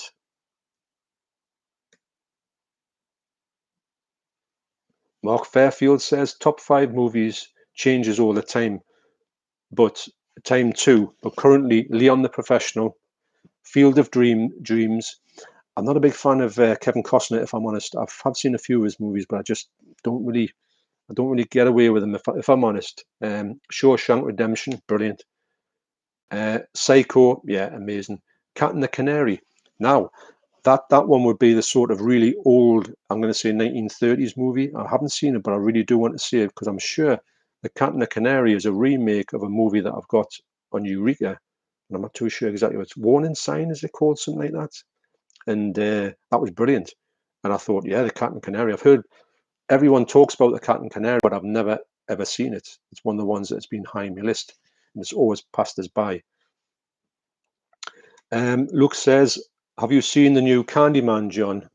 I saw it. I seen it a few days and enjoyed it in the cinema. To be honest, I didn't like the old Candyman at all, but I do want to revisit it. I haven't got it, but I'm going to get it in an arrow sale and do it and watch it. It just didn't. I just didn't enjoy it. I don't know why, because it's like I say, I saw it on release and I just never went back to it. So I'm wondering if I would even enjoy the new Candyman. I know my wife wouldn't go and see it, so I'm not going to go into the cinema and see it. So I would probably catch it, but it's not high on my list. Like I say, I don't know. I do like the thought of Tony Todd. I think he's brilliant. I just never could get away with Candyman. I know a lot of people like it these days. A lot of people talk highly about it. So I will definitely do something about seeing that movie. But I don't think I'll watch Candyman. It probably comes on Sky Movies, if I'm honest. Southend Outs Council. Hi John, just having a lunch and spotted your live stream. Had a nightmare over June 4K. HMV was sold out. What a story so far. Still haven't got it. Wow. I would love to think you would get your hands on it because there's a lot of times when you get these whole special editions come out, and when you just miss and you just can't get a hold of it, and it becomes a saga. And I do think that I know they put them out in special, like short bursts in 2,000, 3,000, but they should put out a bit more because us collectors who want to collect stuff like that shouldn't have this problem. You should always have the chance to get your special edition if you fancied it. But I hope you're gonna get that without going to the second-hand market, because that's when the problems really start for you, because it's just money that you just know it's not worth it, but you've got to pay for it if you want that particular movie. Personally, I wouldn't get. I've got June on DVD. I wouldn't get it on 4K the special, but I will get it on 4K the standard, because it's not my favorite movie, if I'm honest. When I watched it back in the day, and I'm a big fan of David Lynch, I don't know, something just didn't work for me. I just don't know what it was, but it just didn't. I didn't connect with it. The Trailer Project, big Hammer fan, finding some later Elstree era titles working much better on Blu-ray. What's one of your favorites? If Elstree, is that I'm going to say, then sort of like comedies, is that the ones? My top comedy of that one is, and I've got it over there. I can't remember it. I can't remember the title of it, but I do know that it's got Terry Thomas in, and the girl in it. She's absolutely brilliant, and it's actually somebody's daughter as well. School for Scoundrels. I just love it. I like all of the movies, the Elstree one, if that's the sort of like comedies, isn't it? But School for Scoundrels is just absolutely brilliant, and the Lady Killers as well, if that's one of them, just really good, really good. Clark says, "Thank you for your understanding." Hey, no problem, Clark. It's a funny thing. If you're living with your parents and your parents don't want the address out to any Tom, Dick, and Harry, that's perfectly understandable. I do know that it's a thing that some people don't want to let out. And I understand that completely. So, like I say, if you get the green light, that's great. If you don't, that's great as well. Kai says, "Great stream, John. Got to go." Well, hopefully, hope you're going to catch this on catch up, because it's 1 hour 25 minutes in and haven't even unboxed anything yet. So I'm going to do an unboxing now. So sorry you've missed that, but hopefully you'll catch it on catch up. But I appreciate you coming here. So one more question before I go at this one is: top movie I bought and I didn't put it in top 5 is Blade Runner. So that's top movie I bought and I didn't put it in the top 5. Oh, it's Blade Runner. Right, I get you. Yeah, I used to always have a funny thing with Blade Runner. I didn't get it at all when it came out, and I didn't like it at all. But I think recently, especially on the 4K, when I watched it on the 4K, I was kind of thinking, right, I'm going to really put my head into this movie and say, can I enjoy this for once in my life? I've had it on loads of formats as well, and I've got to admit, in the 4K, it came alive. So yes, I did really enjoy Blade Runner on it. I wouldn't put it in my top 5, but I would say it's definitely a much better movie than I originally thought. Okay, let's do an unboxing. So let's see, I ordered this yesterday. Oh, look at that. That's what you call deep folly. I'm going to go the other end. I can't have that on my conscience. Got a bad feeling about this. So that's not deep joy, that's deep folly. Right. So what I got from Amazon the other day was, well, yesterday, was The Tough Ones, Umberto Lenzi's movie, and it's from 88 Films, and it's part of this range here, this 88 collection. And this looks, so it stars Maurizio Merli, who I would imagine that's that guy there. I've seen him in a few films, actually. He's quite good. And Thomas Millian, who is absolutely brilliant. That's him there. Love Thomas Millian. So I'm going to get this open and just show you a little bit about what's inside. Mark Fairfield, mate, you must watch Cat with Bob Hope. Is that so? Is there a few Cat and the Canaries? I do think there's more than one, or is that the only one? Because I'm sure Cat and the Canary is the one without Bob Hope in, or am I wrong in this? The trailer project says Bob Hope kills it in that. I like Bob Hope. His earlier movies that he did, because he used to do them road movies with who was it? Used to do the road movies with, and they were so funny. Him and another guy. Was it Dean Martin? No, it's not Dean Martin. Right. So The Tough Ones comes with lovely hard box. You get the booklet. I love these special editions. I think that this is like a cop crime thing with Umberto Lenzi. He does who done Cannibal Ferox. He does some amazing cop thrillers or cop movies. And I think everyone that I've seen it look really good. There's a lot of them in the Italian Classics collection. There's a lot of them in there, and they're a good genre to have. I think it's the Italian version of the Sweeney, if I'm honest. So yeah, that's the booklet. Lovely booklet. I love the color scheme on this. There's the Blu-ray, and I'm going to say that there will be There's a poster in here. It's double disc, actually. You don't usually get double discs with this. Wow. So it says The Tough Ones and also Brutal Justice. Is that 2 movies? I didn't even know that. That's great. That's a nice unexpected like bonus, isn't it? So this is spine number 65 in the collection. It's from 1976. That's the alternative artwork. Roma a mano armata. I would love to know Italian. Love their language. Looks like this one, brand new 4K restoration. Wow. This too, USA, Brutal Justice version of the film, Grindhouse presentation. So that sounds like it's a different version of this movie, but when it says Grindhouse presentation, it makes it sound like it'll probably be one that's not remastered. It'll probably be scratches all over it. That's my thinking anyway.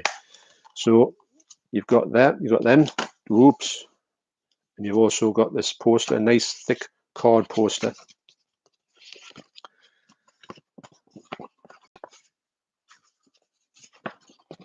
Double-sided. You get the original artwork in there. It's brilliant, that. Brilliant artwork, that. And also this newly commissioned artwork. Lovely thick card.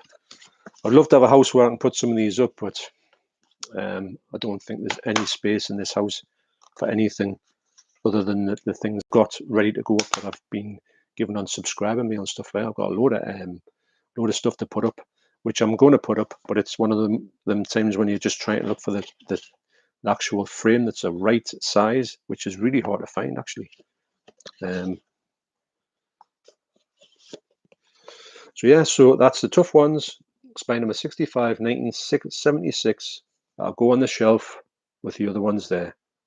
Loving this new hard box set that they've got here. So let's have a few more comments.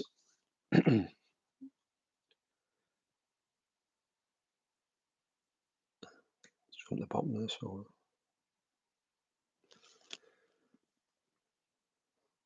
Ian Smith, top 5. Blade Runner, Once Upon a Time in America, yes, good film. Citizen Kane, I've had that a few times but never watched it, but I do want to watch it because I know that it's meant to be one of the best looking movies, and the camera work they've got is just exceptional, so I definitely want to see that one. The Thing, amazing. And The Apartment, I saw that a while ago and I did really like it. Is that the one with Jack Lemmon in it? Pretty sure it is, but yeah, that's another one that I wanted to get. Of course, the special edition come out and flew away, but I know you can get it on Arrow. What's it called? You know, the Arrow subsidiary. Starting to blank now. June is available on Zavi, says Marks Fairfield. Southend Arts Council says I actually ordered June 2 months ago from HMV. They sent it to the wrong address, trying to get a refund. Oh, that's terrible, that. So when they send it to the wrong address, does that mean that the person they sent it to isn't going to send it back? Because sometimes if you get something through the door, there's no way you're going to say, "Oh, I'll just send this back to wherever." That's terrible. That actually, you should get more than a refund for that one. Actually, to be honest, they should buy you one and send it to you. That's terrible. The Trailer Project, summer comedies. It was more of the latter era Hammer stuff, 1967 on. Yeah, I think that's about the Elstree stuff. Yeah, and I know that Hammer used to do quite a lot of horrors. Quite a lot of comedies before they got into the horror stuff. Yeah, you're right. Clark says, so far from what I've seen, this 4K of Close Encounters looks very good. Yes, it's a great presentation, actually. It's a good looking movie. I know that sometimes when I've had it on various formats, especially on the VHS, it didn't look very good at all. So Mark Fairfield says, no more than one, but Bob Hope is the one. Yes, so I do think, yeah, there's more Cat and the Canaries. But yes, and Mark Fairfield says Bing Crosby and Bob Hope, yes. They used to do all them movies together. Used to be on the telly all the time. You just don't get You just don't get these movies on the telly anymore, which is a travesty, really. The trailer project. Whoa! I've got the Grindhouse release of that sweet Euro crime movie. Alternative title: Rome Armed to the Teeth. I've heard that mentioned actually. That rings a bell. And so yeah, so that's great. You get these two movies, these two cuts in there, and I do usually watch the both. I'll watch the proper version, and then I'll flip it onto the other one maybe a week or two later, just to see what the comparison is. But I do like the fact that they've included that. That's a great little addition, I've got to admit. Lucas talking movies forever. Talking about John Carpenter, I got the Fog on 4K a few weeks back, and now they've announced the bigger special edition, of which I'm gutted about. Lol. Yeah, that's a bit of a shock at that one, because obviously that came out. I saw the big box one, and then I thought I might get it, and before I even thought about it, it was gone. So I went and got myself the standard 4K, which is perfectly good. And then I've heard this other one's coming out, and I thought I'm not going to go for it, because you're only getting this packaging, which the packaging would look really nice, don't get us wrong. And if you want to get them all in the set to go with a new thing coming out, that's great. But I'm not going to go back over, because I love the movie, the Fog. And speaking of that, I've bought that 1,000 times as well. So I think I'm done with the fact of buying that once on 4K. But I know that's a bit it's a bit funny that like to go like and do these things when you think, well, I'll go and buy that definitive version because the other one's not available, and then that one comes back out again. I wasn't expecting that one, if I'm honest. Bushman Blue, hiya, you all right? Very late at the party, but we'll rewatch later. That's no problem. We're still going, and I still got a good 20 minutes or so to talk about. I'll tell you what I'll do is I'll do a couple more giveaways. So to recap, we've got Full Metal Jacket with Andrew Tate. Now, Andrew, if you're still here, would you definitely like Full Metal Jacket, because it's yours? And Clark, if you're available, if you're all right to get it for your eyes only, would be coming to you. So yes, so the next one I'm going to give away is a movie. Like I say, it's one of these ones where they will be going to CEX, and you might already have this, but if you haven't got this, and if you just want to answer this question, the first one that comes up will be the one who receives it, and it's Hereditary. Now, I've just recently watched this movie, and the only reason why I upgraded this one was because I got one with the slipcover on, so I had 2 copies of it. And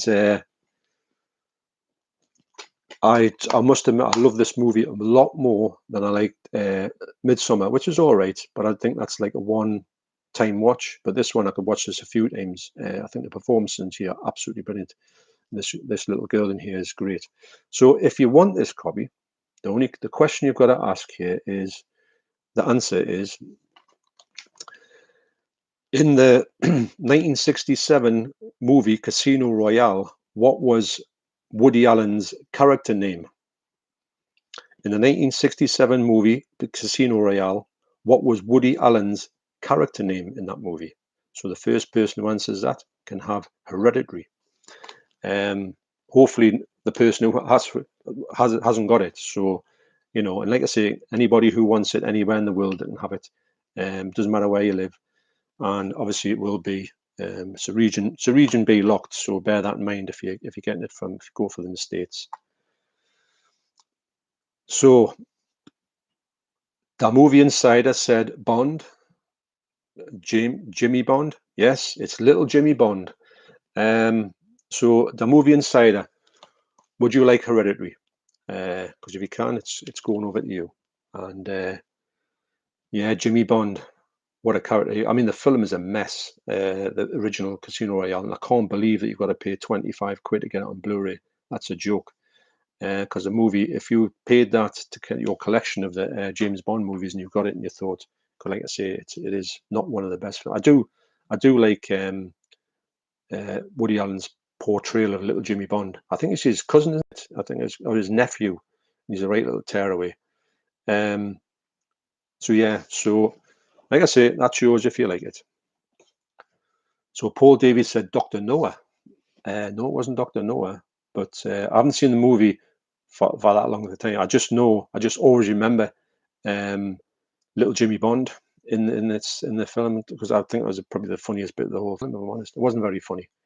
I don't know what they were trying to go for in that. I think David Niven was a very Good choice for James Bond, but he was too old for the role. He should have been a lot younger. I know there's a few James Bonds in that movie. But yeah. So right, back to the comments.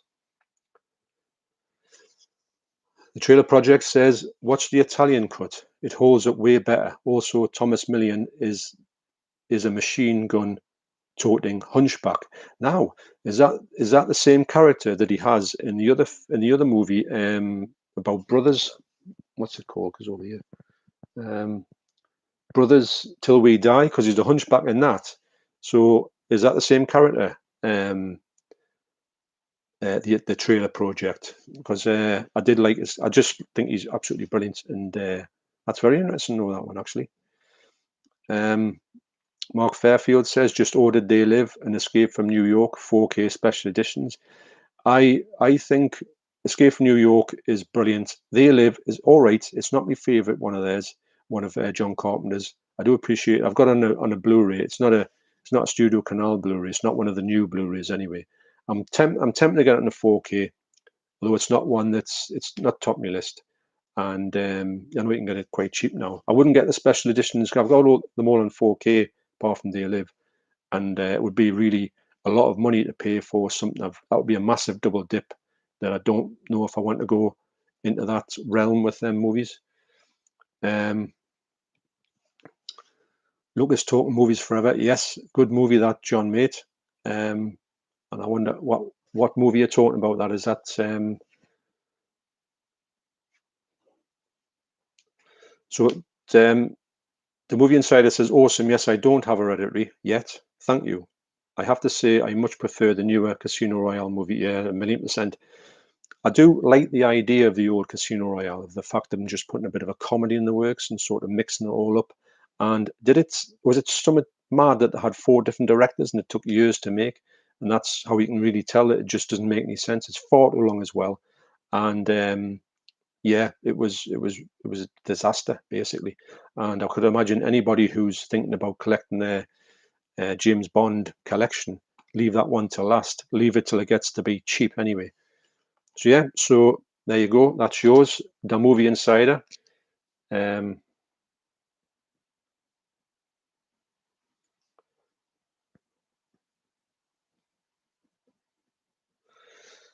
So get in touch with us on Instagram and Warren Peace 666, and we'll sort out to post that one for you.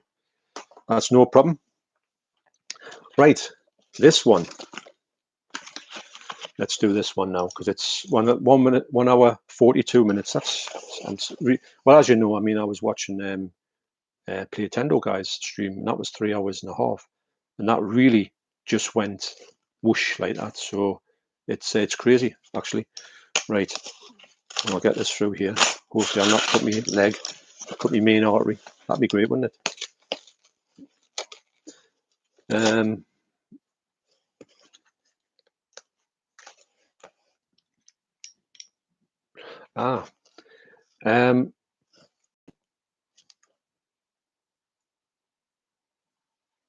So Paul Davies says it was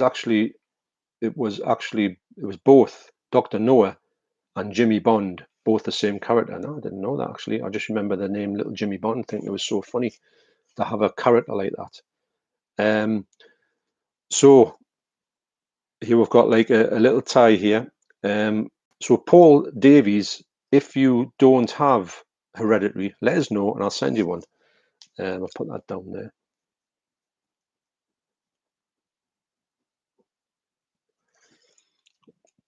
So, like I say, because you both said that at the same time, and I didn't know that. I thought Dr. Noah was not that person. Dr. Noah. I just got that actually. Wow.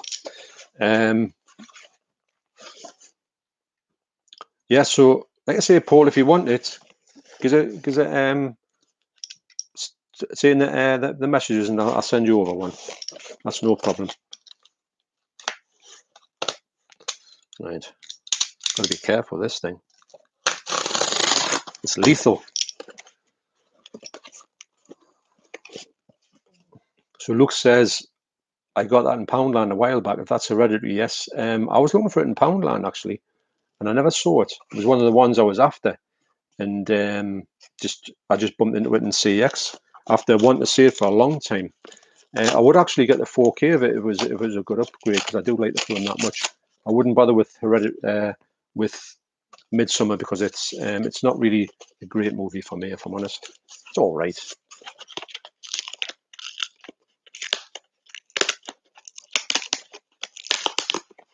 So the trailer project says, maybe, haven't seen that. He steals the show in everything he's in, especially the big gun down. I haven't heard of that one actually, but yes, I'll agree. Everyone I've got quite a few of his ones in there in this Italian classics collection, and he's always brilliant in it. But I'll check that out because I know that I'm sure the Hunchback, the character, did appear in other movies. So yeah, it probably is that one as well. And I do like the fact that he's the brother of somebody in this movie. He's actually his twin brother. So he plays the Hunchback and is also his brother as well in this movie. So it's a great film as well. Brothers Till We Die. That's another one that I thought, I don't know if I like this, but these are so hard to get out. These ones with this like gluey thing.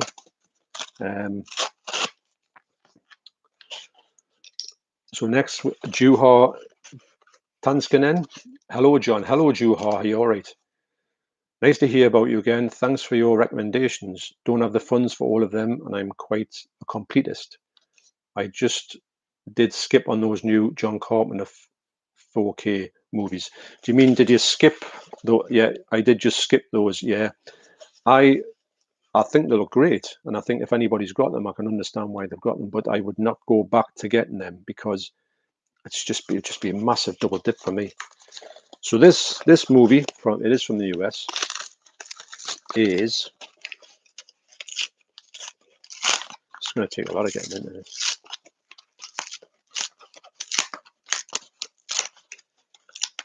The Movie Insider, currently watching this stream, and Stillwater, starring Matt Damon. I've heard of the movie, but I haven't seen that movie actually. That's what you call multitasking at its finest. Juha Tanskanen, maybe I'll buy some of those Carpenter movies in basic 4K versions. Yeah, they look great, and all you're not getting is the packaging. But the actual 4K of them looks sensational. So it looks exactly the same as the ones you're getting for a lesser price. Yeah, and I think you can get them, quite cheap these days. So yeah, I would personally do that unless you've got the money to go for the other ones. I'll just get these comments down here.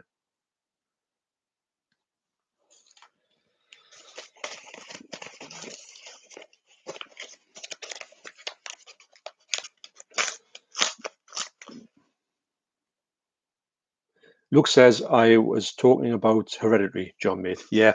Yeah, that was the one I was thinking myself. I really wanted it because I had a slip. Well, I actually managed to get it a slip the week after I got that one on disc. So I'm thinking myself, wow. But anyway, I do collect slips, and if I saw one with a slip, I would always double dip with that, but obviously get rid of the other one. Paul Davies says, all good, mate. Let the other chap have it. Well, I appreciate that, Paul, but like I say, it's one of those. If you wanted it, you're more than welcome for me to get you one. If you wanted it, so like I say, if you do, it's no problem for me to get you one because I don't want to for people to miss out on this, and it's difficult to sort of to do that. Obviously, hopefully, the next question will be, well, it's definitely one simple answer. And as soon as the first person says they will get it. So anyway, before that, let's give another one away. So this next one is a movie that I really do think is an amazing movie, and I upgraded it because I got the slipcover with it, and I didn't need the previous one that I had. Now I got this one from Blockbuster, and it's got something written on the disc, so bear that in mind. But the movie itself plays perfectly, and it is a really underrated movie, I find, and it's Troll Hunter. The special effects in this are quite good, actually. I know it's a movie from, I'm going to say, something like Sweden, and you've got the subtitles in it, but it doesn't get in your way at all. So there's the writing on. They used to do that all the time in Blockbusters, which is mad. But the disc, actually, the disc a little bit. I'm going to give that a bit of a clean. Got a bit of a fingerprint on that. and a bit of a, so it does play all right. But so if you want that, the question to answer, if you wanted this one, first one in the comments wins this this movie. Like I say, it's an absolutely brilliant movie. If you haven't heard of it, it's one of the best. The special effects are quite surprisingly good. The question is, what year did Bruce Lee die? So that's, what year did Bruce Lee die to win a copy of Troll Hunter? Like I say, the first one that comes up is the winner.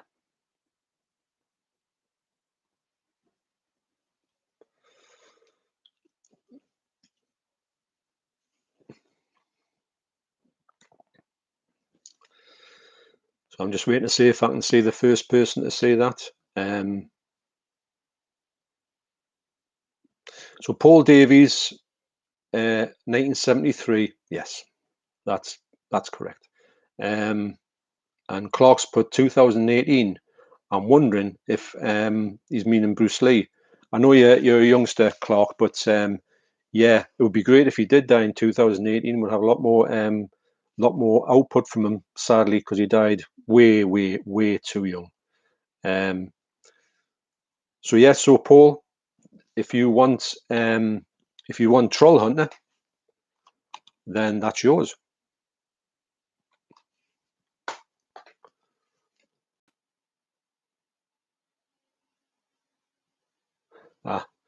Oh, I heard Stanley. Oopsie. Yeah, I thought.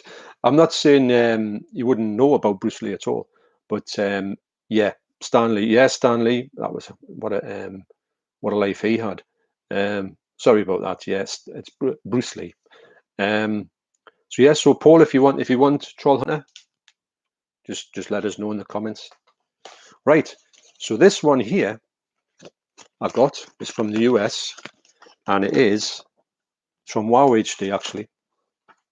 There's the old Wow HD thing. I do rate Wow HD very highly actually. I've had nothing but good stuff from them. If I can get this out of the stickiness.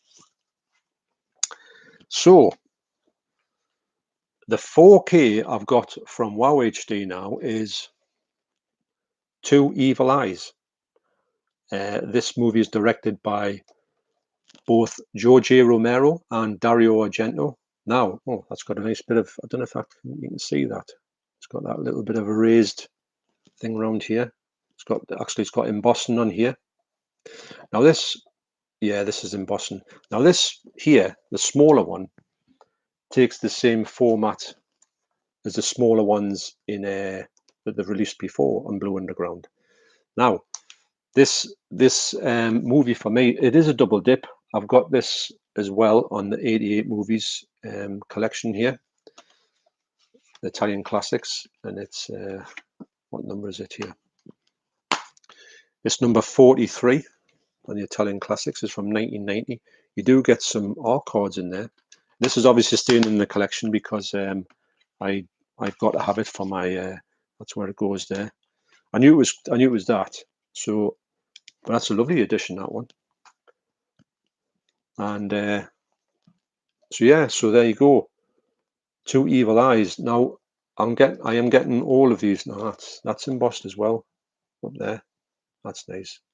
That's embossing. That's a lovely little touch, that one. Embossing. Wow. Embossing.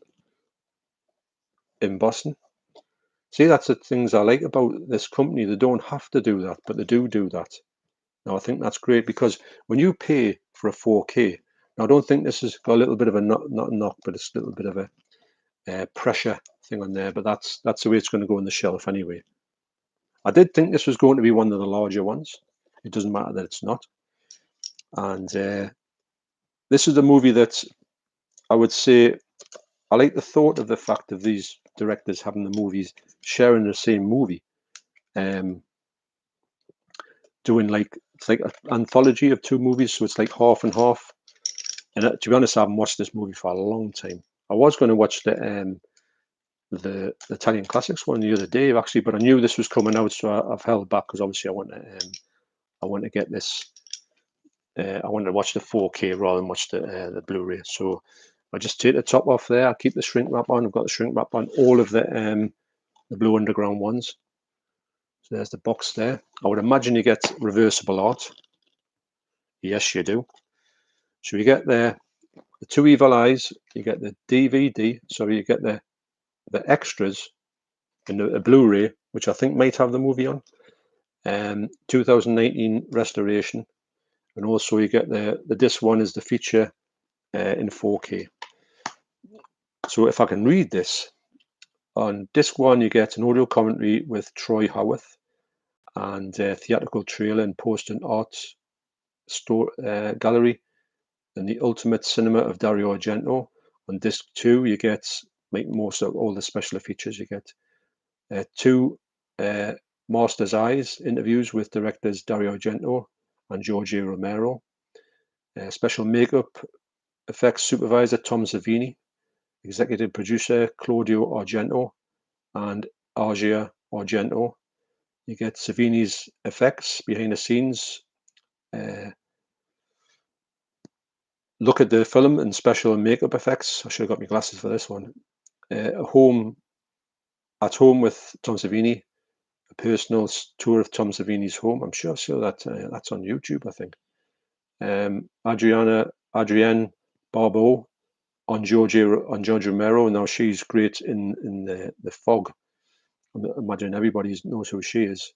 And you get, well, put it this way, you get a lot of stuff. I'm going to put it on there because I cannot see it, if I'm honest. So maybe you can get a good look at that if you want to pause that on catch up. You do get Dolby Vision, Dolby Atmos as well. This is not rated, so it'll be unrated. I'll flip the cover around because obviously I like to have the cover as the different cover in this pack here, because the slipcase obviously has one cover. So this cover here is the same cover as the 88 films one.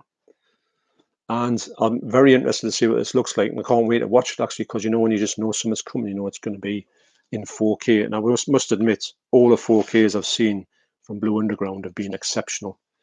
These are somebody who really know. These are a company that really know how to put their 4Ks out. Absolutely brilliant. So just before I'm not going to wrap it up yet, but just before I sort of do it, I'm going to go through. I've got them out here. I've got two things that I got from CEX. I'll show you what they are. I got them yesterday for £8. And the first one is the 4K of Deadpool 2.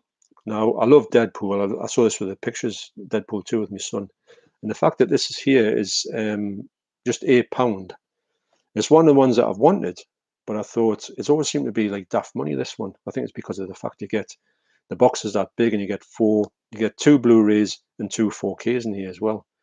You get the 4-disc set, includes extended cut with 15 minutes more filling. I don't think I've seen the extended cut, if I'm honest. Obviously, I saw the cinema print when I was at the cinema. So that was £8 from CEX. And also from £8 in CEX, I got Wonder Woman on 4K. Now, I really like this movie. A lot of the DC movies I don't really care for.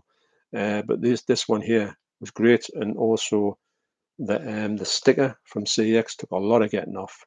Absolutely ridiculous, that sticker. The one, the recycle one, which nobody cares about at all. Everybody knows how CEX works now. They don't need to put stickers on it. Just put the money, just put the price on it and have done with it. So yeah, so that's the two I got from CEX.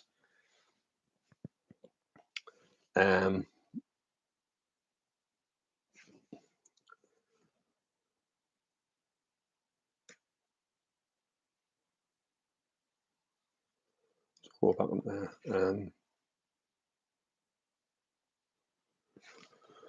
Do you get a customs hit with US deliveries? Not yet. I know that you can. What I've heard about, if I was to order a lot, see, there's a lot of stuff coming from Blue Underground. I could order the whole lot in one go. If they sent it to me in one go, I think you get your customs hit with it. If you order them one at a time, you get free P&P. You do be a bit tax on it, but you don't have to get that initial kind of wow.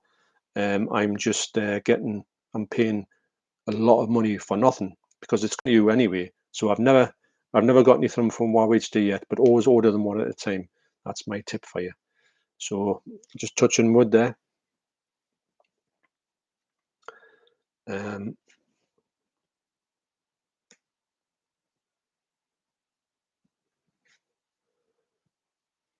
Let's see what just gone past a few there.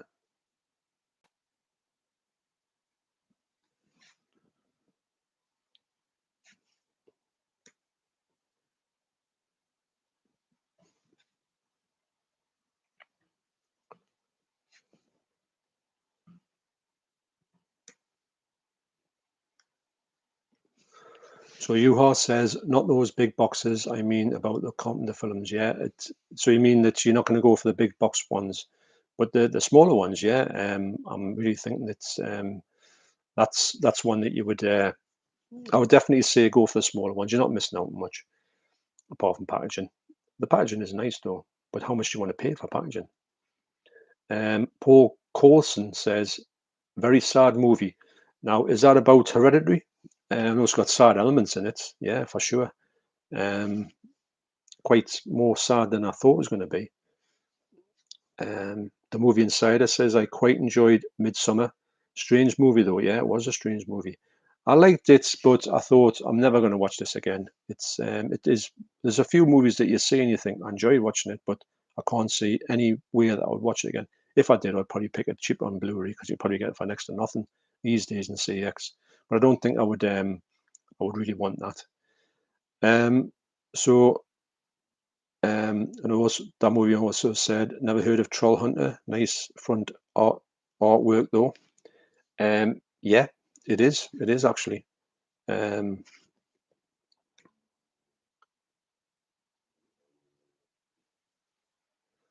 Just going back up to the.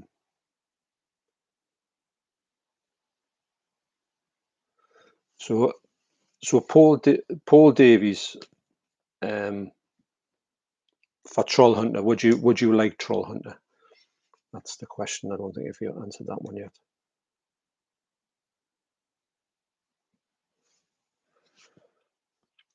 Clark says, I'm not a Marvel fan, so I'm not on top of all the Marvel news. My bad. Yeah, Marvel's all right. I prefer to DC if I'm honest, but there's a lot more to it, the Marvel stuff, than I know about. I don't know that much if I'm honest. Trailer Project, Paul's got it for a win. Yes, he has. The Movie Insider says, no idea with this one. He was young, though, wasn't he? Yes, he was 33, I believe.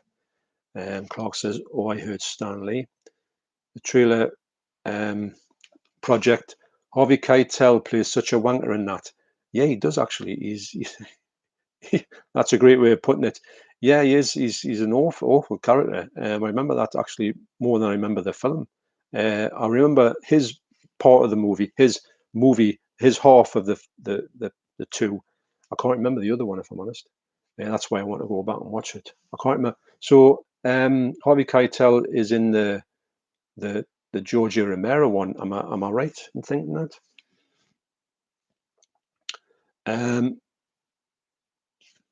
The Movie Insider, that looks like a very high quality release. Yes, yeah, it is. The stuff that Blue Underground put out is the way I think. If you said to me, if you were going to release a 4K, if I owned a company, and what you're going to do it like, it would just be that. That would be the way to release this movie because they just know what they're doing. I mean, they're in Boston. All them little bits are embossed. Didn't have to do it. But it is a bit more expensive. But then again, I'm paying for the fact of having this one that's just not really like anything else. So yeah, I always will big up Big Underground. It's Blue Underground. Yeah, lovely. The Trailer Project, The Fog, my favorite Carpenter. Yes, it's mine as well. Love it. Love it. I saw it. The pictures 4 times in a row. Just thought it was absolute on different days. Loved it. Soundtrack Crusader, love the Italian releases. They're so cool and great movies and well worth the price. Yes, I do think they are well worth the price because you've got that little bit extra. So you're not getting something that's a lot of money with nothing in it because some of them do it. Simon Buckley says, John, will you be picking up Halloween 1 to 5 on 4K from Zavi? Well, I'm a little bit torn with this one because I do like the look of them. I do like the thought of getting them. I don't really like the thought of the amount of money that would cost. That would break the bank massively. I'd be having to go down to the pawn shop to sell the stuff to get us through that one. I'm interested in getting Halloween 1 because it's meant to be a brand new transfer, so that sounds like it's going to be good. Even though I do like the original, the 4K I've got. Halloween 2 would be the one I'll be after the most because I love that film, and I think to get that in 4K, because I think in the UK we've always had bad releases, even though it's not a UK release. Halloween 3 I used to always detest, but I really do like it now. So Halloween 3 is one that I probably, so 1, 2, and 3, yes. I want to get them the slipcover, obviously, but I don't want to pay too much money, so I like to get them in a sale. Would I ever get them in the sale with slipcover? So it's a bit of a problem. I'm don't know about 4 and 5. I haven't watched them for years. I don't know if I like them that much. And also you're dealing with Zavi, which I'm not too keen on. So it's a funny one. It's a funny one. I'm going to say possibly. I like the thought of them, but I don't know about the price of them. The fact that they're coming out in one go is great, but you just think, wow, there's that much stuff happening with all of these movies coming out. That would you really want to go down that route? Paul Coulson says the good one. I'm not too sure what that means. If that's to do with the sad movie, I'm not too sure what the good one is. If that's a movie, I'm not too sure what it is. Mark Fairfield says Wonder Woman was great. Wonder Woman 84 awful. I've got it on Sky Movies to watch. I will watch it, but yeah, I've heard nothing but bad things about Wonder Woman 84. Although Wonder Woman itself was a decent movie, I've got to admit, really enjoyed it. Bristolian Dave, the first Wonder Woman is great. Yes, good pick that, mate. Yeah, and as soon as I saw it £8, I thought, right, that's a great price for a 4K. I think £8 is brilliant, and I think that it's good that sometimes you can get some really good bargains from CX, and other times they just put some mad prices on trash. They had Dawn of the Dead, the Arrow one, without any of the window box in it. Didn't have anything in it. It was just basically the case, the sleeve, and the disc for 22 quid. No, thank you. 22 quid for the whole lot, yes, but wow. Paul Coulson, yep. Yeah, I don't know how they got the second Wonder Woman so wrong. Yeah, I've heard really bad things about it. The fact is, if they made such a good first movie, you would think, right, we've got the blueprint for it. Let's kind of carry on the same vein. But apparently, they just went right off the tracks with it. Wow. Luke is talking movies forever. I've just started getting into black and white movies now. I love black and white movies. And I bought my first one in a few weeks back with Schindler's List on 4K. Do you think that's a good start, John, mate? And have you seen it? Yes. Well, I haven't seen it because I don't think I would like the thing that the content's a bit too heavy for me. It would be a bit too heart rendering. So, but I think that's a good place to start because I really like new movies in black and white, movies that aren't, from I love the black and whites from 20s and 30s, but ones that are like brand new in black and white. I think they look absolutely amazing. Like Roma looks unreal, but I don't want to see it just for the fact of the whole concentration camp is not my thing. But yeah, I do think that's a good place to start as well, especially on 4K. It's meant to be like absolutely amazing. Mark Fairfield, Titans of Cult have been impressive releases. Yes, I've seen Keith from Euphoria pictures. He always gets them. He's got the whole set, I think, apart from one, and he's always showing them off, and I think they look just absolutely amazing. So yeah, Titans of Cult, great label. Forgotten World of Movies, Andy. I'm watching Silent Night, Deadly Night for the first time. Having a blast so far. Going to watch part 2 straight after. You're in for a treat. You are in for a treat. I've only got one thing to say. Garbage day. Now, I would imagine you would know this, but watch the first one. Have a good time with it. It's a great movie. The second one, you're probably best off. You'll see little bits because it's the brother in the second one, and you'll see little bits and pieces of the brother doing things with the he's in a sort of cell with some kind of psychiatrist. You're probably better off, and you'll just watched it. That's a little bit of the Dracula's next door. So you're probably better off fast forward most of the first 40 minutes, and then when you get into the movie of the second part, you'll have a blast with it. I loved it. You're in for such a treat. I do really recommend anybody checking out Silent Night, Deadly Night, and part 2 as well, which is one of the most awful things you'll see in your life, but equally amazing. So brilliant. I know you'll enjoy them. I'm interested to see what you think of them. And also your dog chewed it, didn't it? Wow. That I couldn't believe when I saw that. That I tell you what, I don't want to bring animal cruelty, and I love dogs, but that tell you what, you wouldn't be getting his tea for his meal for or his walk that night. Wow. But saying that, I've had things mutilated by my dogs over the years. And they always seem to go for the things that you like the most. I had a $6 million action man, and I come back and the dog had ravaged it. I still got it actually. I'll pull it out one day and say, look at what happened to me in 1975. Wow. Hey, I tell you what, I was gutted with that. It was my favourite toy. It was mutilated. Nothing else was touched apart from a pen. Wow. Yuha, I got June 4K today. Hope that it looks good. But when Arrow gets it right, it will be. Yeah, I've got no problems with thinking that it's not going to be good. It's going to be brilliant. It's always brilliant from Arrow when they get it right. Yes, I haven't heard of anything that's like a really bad transfer. Even the 4K remasters, the 4Ks they're doing now of the 4K remastered Blu-rays, they're not that much better, but they are better. But they're still good versions. There's nothing wrong with them. It's just you've nearly got the one before the 4K Blu-ray remastered is nearly the same. It's a little bit disappointing actually. And also they don't put any more special features in it. It's kind of basically the same thing you're going to buy. So that's a different story.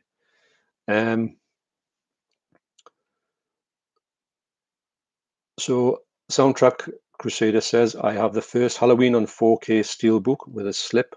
So I have the other 4 ordered from Zavi. Yeah, I mean the 4K, the first 4K Steelbook is brilliant. I love it. Although I've just got mine on a slip. But the other 4. So when you say the other 4, oh yes, sorry. You're not going to go for the first one. You're going to go for 2, 3, 4, and 5. Yeah, I'll get what you're saying there. Yeah, sometimes you've got to call it. You've got to kind of say enough's enough, really, haven't you? If I'm honest. The Movie Insider, this has been an awesome stream. Thanks very much. I appreciate that. Really enjoy the interactive element. Great. I hope this has been interesting. I've got this things going on here to make it a bit more just that you're saying something rather than just the chit chat. Made up that I want a copy of Hereditary. That's not. Yeah, it's sitting there. It's not going to do anything. So yeah, I'm happy that people have got it, and good that you've won it. Great movie. I'll message you on Instagram today with my address. Yeah, brilliant. Send it across and I'll be getting them out. I'm at work for probably the rest of the week, but I'm off next week. I'm going to go to FOP on Monday. I live in Newcastle. FOP's in Edinburgh, so it's a good. Well, it's an hour and 15 minutes on the train. So me and my wife are going to go up there for one day. We're just going to go up there, do some shopping. Or obviously, I'm going to go into FOP, which I love, and hopefully, I'm going to get myself some bargains because if I could, I mean, I'm not going to go up on the train every day. I wouldn't drive up there. I don't know where I would park. But the fact of just going up there and spend some money in FOP is just like a bit of a paradise day out for me. So yes, so that's coming. But yes, yeah, do that. The Movie Inside, that's no problem. And I'll send it off to you. So it's probably going to be, what day is it? Wednesday. Probably be towards the end of the week or start of next week. Phil Simpson, I'm pretty sure that Halloween 4K stuff is cheaper via WoW HD and is the same Region A release that Zavi is selling. That might be right, actually, because I know that WoW HD are probably the cheapest ones to get from the States. So that might be that. I might have a look on there, actually. I haven't looked on there at all to see if they're on there. But that's a good tip, actually, that Phil. Appreciate that. Mark Fairfield, they set up just to fit in Chris Pratt again for no other reason. Is that they set up just to fit in Chris Pratt again. Oh yes, I for Wonder Woman 84. Yeah, I heard that. And it's meant to be. There's meant to be some really wow moments in there, and I'm quite. I like the fact that Kristen Wiig is in it. I think she's brilliant. I like everything I've seen. But yeah, I've got it on Sky Movies. I'm probably going to flick it on. I know it's very long, but me and my wife will probably watch it someday. But yeah, it's a shame that they've got it so good in the first one and so bad in the second one. That's not what you want to hear, is it? Mark Fairfield, have you seen the Parasite Steelbook with the black and white version? I haven't seen the Steelbook, but I do want to get it on 4K. I know that Steelbook looks lovely. I don't really collect Steelbooks, if I'm honest. Not my go-to thing. Much prefer just regular releases with slipcovers. Slipcovers is me game, and but I'm definitely interested in getting the Steelbook of. They're definitely getting 4K of Parasite. But every time I go into HMV, it's always in the sale, but it's never there. Juha Tanskanen says, by the way, at the same movie shop from where I got the last copy of Demons 1 and 2 set earlier this year, I just got the last copy of Dead and Buried. Absolutely brilliant. Now, look at this.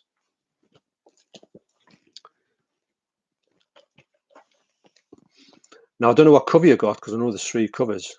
Love this movie, and they've done a great copy.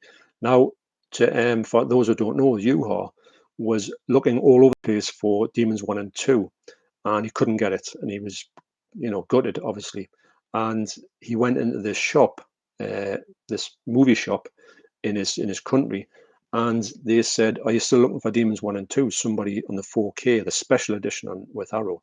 And somebody hasn't picked it up. Do you want it? And he's like, "Yes, please." So he got that one there. And then obviously he's just scored again the last copy of Dead and Buried, because this one's getting to be a little bit tricky to buy as well.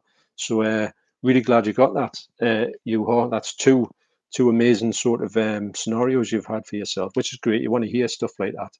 You don't want to hear things that are like, people are going for stuff and they can't get it. You hear that too many times, if I'm honest, which is not what you want to hear.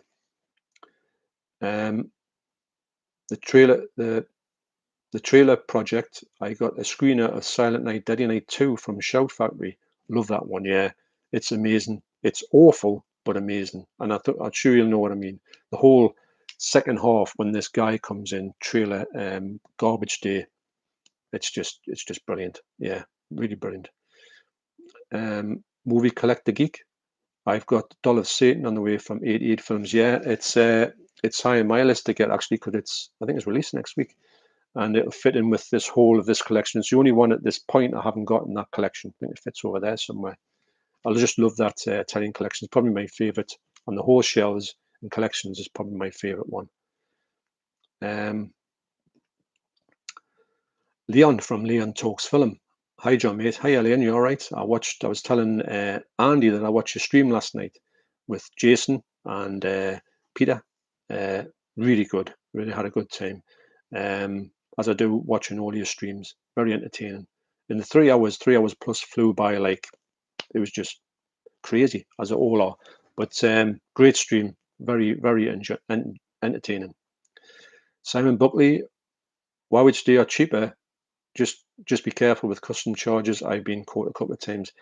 Yeah, I've been lucky. I've got to admit, I've got loads of stuff from them. I've been lucky every single time. Did you get caught with custom charges because you bought more than one thing together, maybe a couple of things together? I think that's when you get a bit of your problematic custom charge. I've led to believe anyway. Mark Fairfield says, check out Fob in Glasgow, just outside Central Station. I would do, actually. Glasgow is a place that I've been very quickly once. I drove through it, but yeah, I think we're going to go to Glasgow sometime. We do love Edinburgh. It's one of our favourite cities to visit. But yes, I think I will go to Glasgow to have a look at that. Because FOP is just an amazing shop. I think HMV should be a bit more foppish, and I think they'll get a bit more. They would have a better setup in the shop, I do believe. Where am I?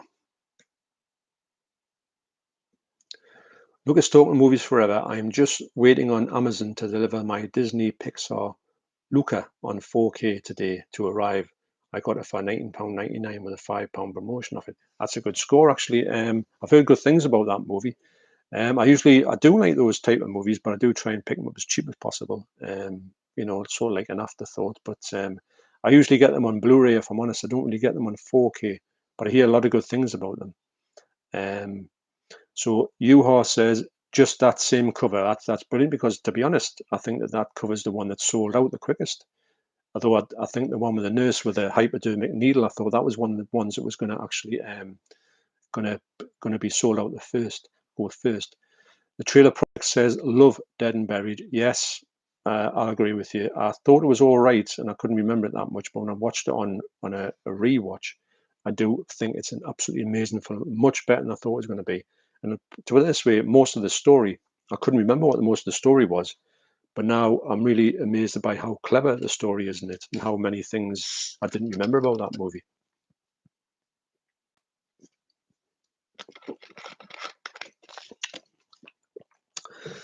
Sean Boy says, what? Leon Talks film. Glad you enjoyed the stream. I did. It was such a fun time being a guest on Pete's stream. Ton of great discussions on there. I've got to admit, like, Pete's streams, they're absolutely brilliant. There was some, it went in some strange ways, which was great. I like the fact that you never know what you're going to expect on a live stream. It's always a bit odd, or a bit different, or a bit, you don't know what's around the corner. So yeah, I thought it was really entertaining, actually, very entertaining. Well, obviously, if something lasts for 3.5 hours and it goes over and you think it was only about an hour and a half, then you know you've been entertained. So Tom says, catch you later, bud. Been great seeing you again. Looking and sounding better. Well, I am a bit better. Spoonful of honey for the throat. I'm all right, but I can feel the throat getting a little bit croaky. Mind you, I think I did 3 hours the last time I was on, and the 3 hours by the end of it, my throat was killing. But I'm going to go for a little bit longer. I know I was going to go for 2 hours, but I'm all right to go a little bit longer. But I do think that I'm going to be wrapping it up, if you know what I mean. Mark Fairfield, add to my 4K want list, Flight of the Navigator. Think it will be beautiful, and an 80s classic deserves it. That, yeah, I would say that is that coming on 4K? Because I know that Arrow have just done a recent one of it, but in the States. So I would like to see it, but I would like to think that I wouldn't go and buy the Blu-ray if the 4K is around the corner. So Sean Boy says, hey mate, what's your thought on the new Candyman? I really enjoyed it, and I thought it was worth the wait. I was just saying earlier on the stream, actually, Sean, that I'm not a fan, or I didn't like Candyman when I originally watched it, and this was when it came out way back in the day. I am going to watch it again. I haven't got around to buying the Arrow Blu-ray yet, but I don't think I will get it. I don't think I'd watch the new Candyman till obviously I've seen the old Candyman, and I don't think I'll watch it at the pictures because my wife wouldn't want to go to the pictures and watch it. So I'll probably see it probably on Sky Movies when I got there. So it's not top me list, but I know that a lot of people do like that movie, and it seems to get a lot more love these days. It wasn't really, I'm going to say it wasn't really many people talked about in the day. The people I used to knock about with didn't really think much of Candyman, if I'm honest. But I do appreciate the fact that people are enjoying it, and I'm not listening to anybody's talking about it because I don't really want to hear what happens in Candyman, because I can't remember anything about the first movie apart from the fact it didn't really connect with us. So I'm going to try and get a fresh pair of eyes on that one, and then go back to this new one. Probably, like I say, on Sky Movies or something like that, if it comes on there. Leon says FOP is definitely better than HMV, but the closest one to me is in Manchester, which is a bit of a trek. Wish they had more FOPs around the UK. Yeah, I would love to be within driving distance of a FOP. Like I say, the Edinburgh one is the closest kind of to me, because there's obviously something there. I can't go to somewhere where there's nothing there. That's nothing for us. So in Edinburgh, we can do a lot more things than just go to FOP. But mind you, I'm going to spend a long time in there. I hope my wife's taking a purse with her. And but I do agree that there should be more FOPs, because it's as everyone in here probably is a big collector of physical media. I know Leon is. It's just like a candy shop when you walk in there to have everything that you want is on the shelves. It's not a case of, oh, there's a narrow section, but it's tiny, or they don't stock Eureka, for instance. It's all there. So absolutely brilliant. Leon says, also, I have a collector's question. I'm going for all the titles in the Slasher Classics collection. Definitely a dangerous challenge with most being out of print. But I'm also picking up titles in the Italian collection. Do you have any good recommendations from that line, as you have all of the titles? It's funny. I can say the ones that I don't particularly like are, or I don't rate that highly, are Iron Master in the Italian Classics collection, and also is it 11 Days and 11 Nights is not really my kind of thing. It's like an erotic thriller. But I would say go for the other ones in some shape or form. You'll have a good. It's much easier to tell you that if I. Well, I know you don't like Killing Birds. I know you didn't like that one. The Nun and the Devil is really good. I had a great time with that one. Surprisingly good. So, excuse me. And also the Slasher collection. Well, good luck with it, because there's some crazy prices on some of the ones out there. I was lucky enough to get every single one of them just from a shop when they were coming out. The only one I didn't get was Blood Harvest, but I managed to get that from CEX for £18, believe it or not. I couldn't believe it, because it was like 50 quid, and then CEX had that for £18. And yet they probably have something next door to it, which is a bit of trash for £50. I don't understand that. But I was so happy to get that one, because that was the last one I wanted. So I would say go for any of them. If you see any of them out in the wild or anything, just get them. And if you're going to go and get the, just get all the new ones that come out. You know, I done it. I think were you here when I unboxed that one? That's spine number 65. This has got 2 cuts of the movie, and actually I didn't know that until I opened it up. But these ones, I don't know if you've got any of these sort of premium ones that are coming out. I think they've came out from around about spine number 64, I think. And I think they're going to come out like this from now on in the limited edition, which I've got them all there. I can't really go and get like a normal one there, and it just wouldn't fit. So I'm kind of stuck with these. Not stuck, but I'm got to get these ones now. But I do like them, and I do rate them very highly. So hope that's kind of answered your question there, Leon. Mark Fairfield, where do you get most of your American releases from then? Is it Wow HD? Yes, it is. At the moment it is, yeah. Do you collect any of the boutique lines? Love the look, but seriously expensive. If I'm honest, the ones I would love to go for is Vinegar Syndrome. I love the look of them, but to be honest, the price of them is just crazy.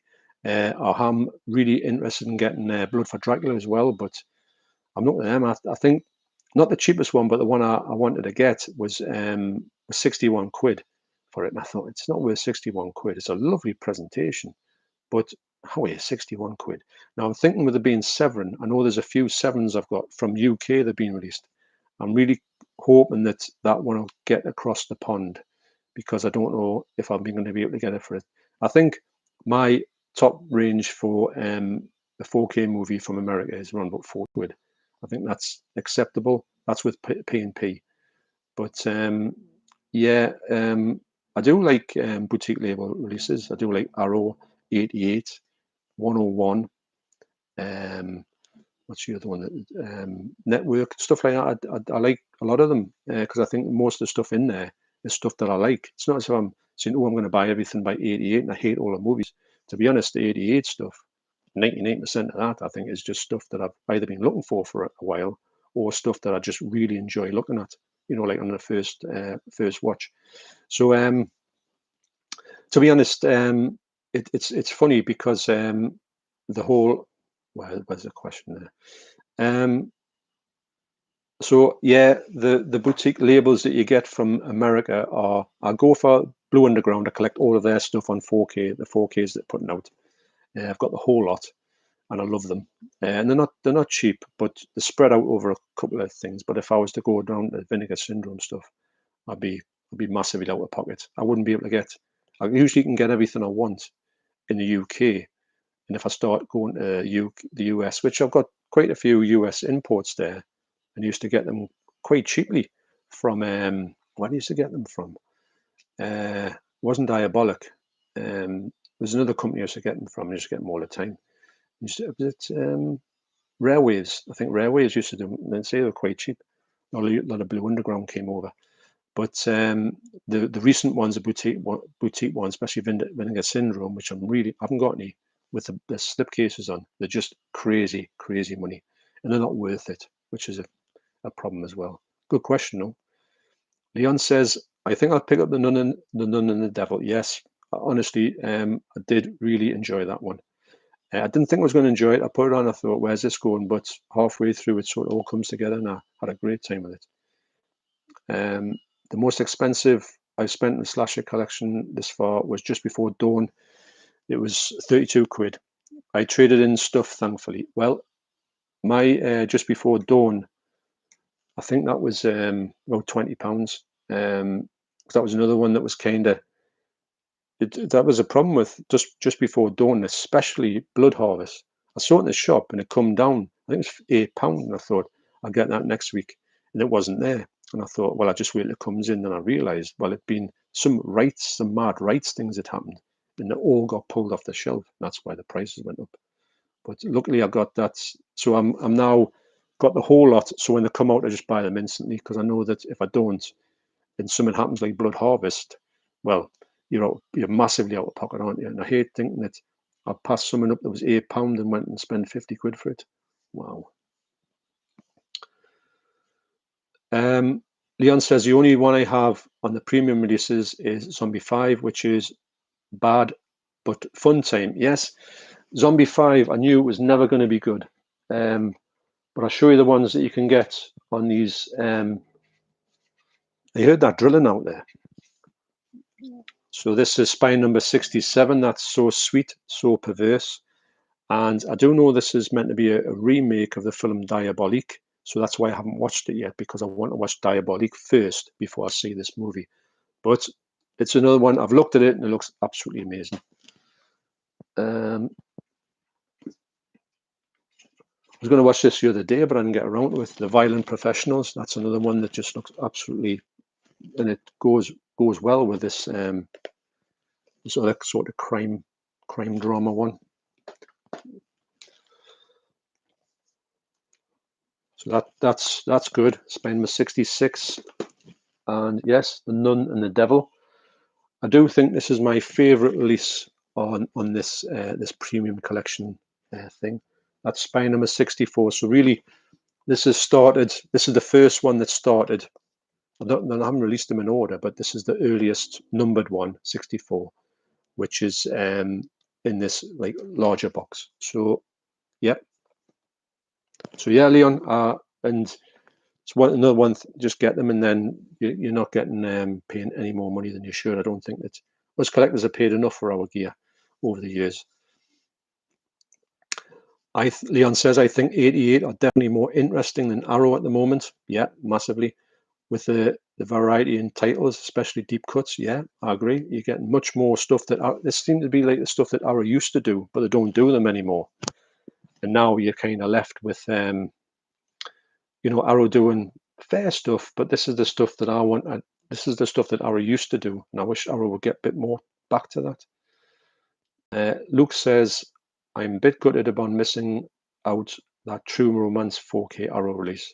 Now it's hard to get. Yeah, I know it's one of the ones it comes out, and I think a lot of people bought that. I thought it was going to be out for a little bit more longer than it was, but it got massively out of print kind of quickly.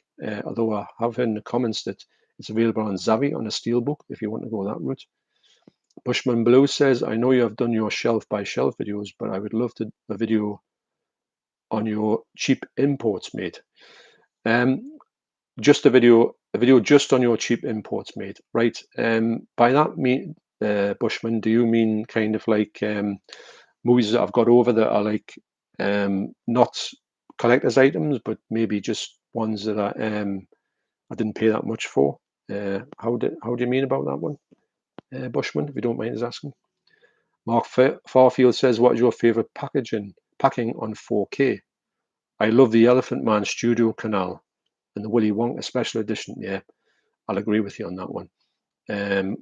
Elephant Man's special to me anyway as a movie, but the packaging on that with the whole thing when you open it up, it's got the cathedral or church in it. It just looks absolutely brilliant.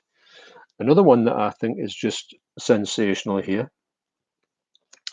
is this one here, the final countdown with that ship when it's disappearing in that vortex thing, and the actual planes as well are flying off. You see the plane there flying away from it. And that's how I thought this one was going to be actually the thicker one, but it's not. It's the thinner one, which isn't a problem. But this is the lenticular case, and yeah, I do think this is one of the my favourites actually on a 4K. So yeah, so that one I would say probably is my favourite 4K. Leon says, I love the cover art for those premium releases. Wow, yeah, there's something special. I've got and the best thing about them is, and I know that you're a big fan of this, and obviously the smell inside on the paperwork is just sensational, as you know, because there's just something about it. But the tactileness of that box, it just feels lovely. You know, when you've got it, it's one of them ones where. Now, my wife's not really a fan of these type of movies. She's not really a fan of whatever. And to be honest, the rollerball over there, you know, the rollerball, it's like a sort of that cloth thing, which feels amazing. When I showed her that one, she was expecting something like this, you know, like I've got rollerball.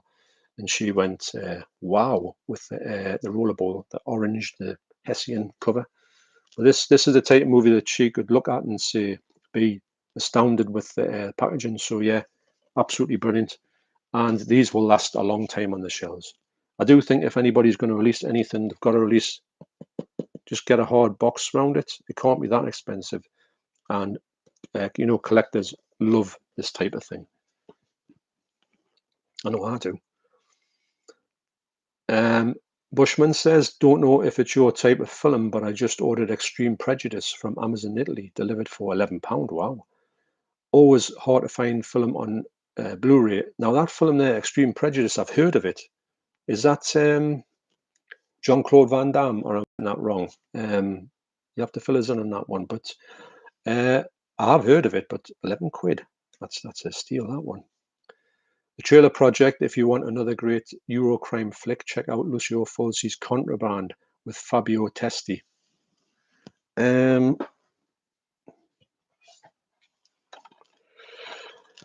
Yep, this is, that's a lenticular case as well, isn't it? Lenticular, yes, I don't know if you can see it with the blood. Yeah, it's not there, then it's the gunshot. This is an amazing film. This came out in the middle of Lucio Fulci's sort of height in, I think it was 1981 or 1980, and I was so impressed by this movie. Really, it's a shame it's not on the Blu-ray, but I know it's a Blu-ray in America. But I think that this one here is actually a better quality copy, and there's nothing the matter with the quality with the copy. If I'm honest, it's got a reversible. Oh yeah, so that comes off there. It's got a reversible sleeve on there. It's got about 10 different titles, this movie, but I've got to keep that one on there because that's, you're not going to go wrong with that movie, are you? That's that cover. Yeah, I agree. If you want to see that's a brilliant film. Good shout on that one. Trailer Project. Sweet DVD cover, best part of the movie. Yes, it is, isn't it? The whole it's at the race course, isn't it? When the fella's at the race course, he turns around, just gets a gun shoved in his mouth, and then it's good night. It's a great special effect, and I know that the VHS that was in the UK might have been called Contraband, or The Smuggler, I think it was called The Smuggler. It was cut to smithereens. This is a really brutal film, actually. It's much better film than I was so glad I got it uncut, although I have seen it uncut. But this is a movie that has to be seen uncut. When it's not uncut, it just doesn't. You don't get that sort of air of real violence in this movie.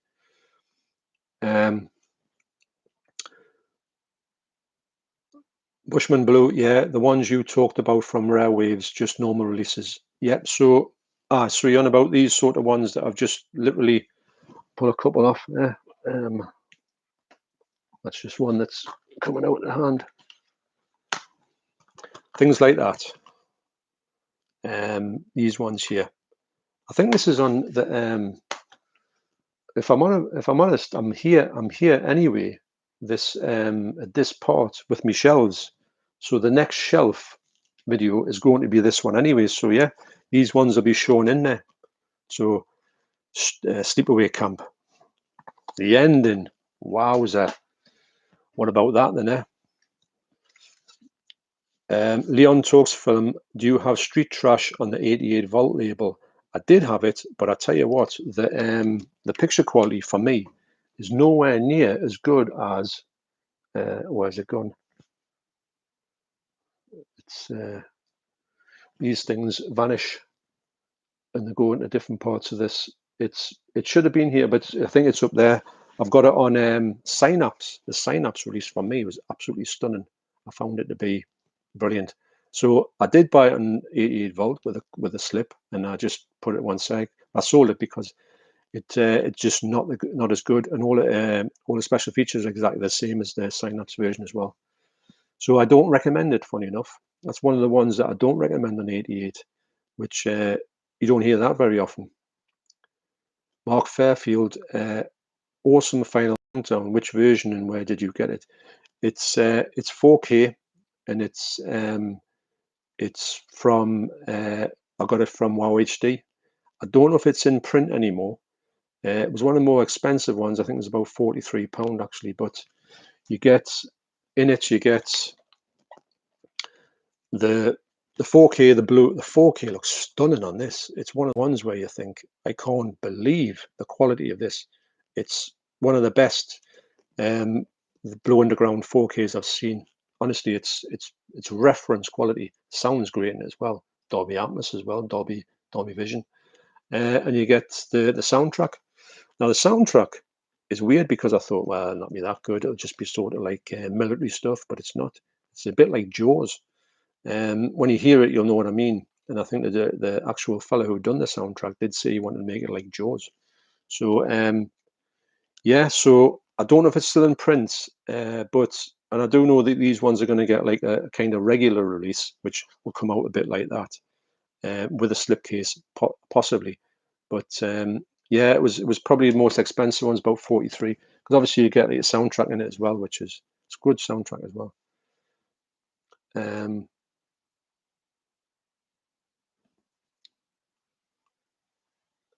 So where am I?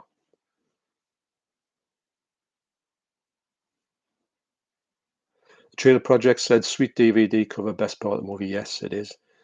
Bushman Blue, Nick Nolte film directed by Walter Hill. Only out in a couple of countries and usually expensive. To be honest, I didn't know. I haven't. Now you can't mention it, I can't remember seeing that one. I do remember the title. It's got one of them titles that you think you've heard of a lot of times. It's one of them generic titles that there's probably a few movies out like that. But no, I haven't heard of that one. But I've heard of Walter Hill and Nick Nolte. I think they've worked together a few times actually. The Trailer Project, boom, right in the mouth. Wish Fulci did more crime flicks. Yeah, I do agree. And if do you remember the bit on Contraband when he's running around with his submachine gun, little Lucio there with his his hat on and that, just it's mad. But I think that's a great film, very very underrated. I would love to see somebody like Arrow perhaps doing a really good version of that. But would it sell? Because it's one of the ones where people think, well, it's not a horror movie. It doesn't need to be a horror movie. Lucio Fulci's better than all the horror. It does a lot more than horror. I don't think people realize that. Andy from Forgotten World of Movies, can't go wrong with Sleepaway Camp. What an ending. Yes, the ending is just absolutely mint. I remember my son went away to university or university, and he come back and he says, oh, I watched the film the other night. I says, what's that then? He says, in the gang that we're in, Sleepaway Camp. I went, well, and then he says, the end. I says, of course, as soon as you mention Sleepaway Camp, you always talk about the ending. He thought it was brilliant.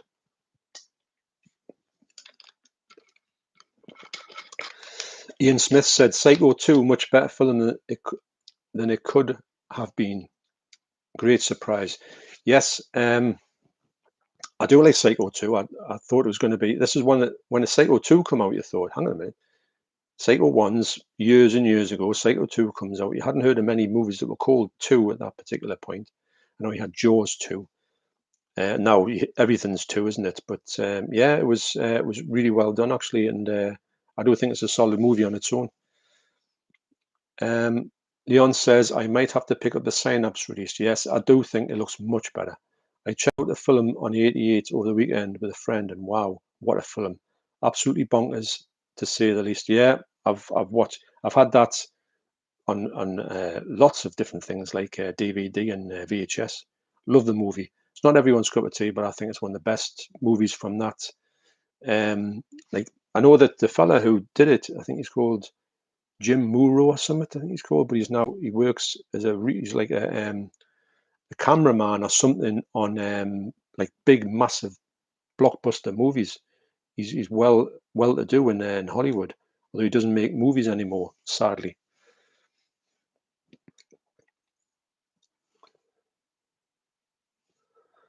Yuha says, I guess most of you have region-free 4K or Blu-ray players. I've got a region-free Blu-ray player, but not 4K region-free. I do not have such a player yet. Try to convert my Samsung player to play all Blu-ray DVDs, but without success with remote hacks. The remote hacks used to work like a treat back in the day, but these days they're very hard to get a remote hack that works. They used to work on all the ones I used to have until, like I say, the early ones I had from the 90s, early 2000s, were always doing remote hacks on it, and it was simple to do.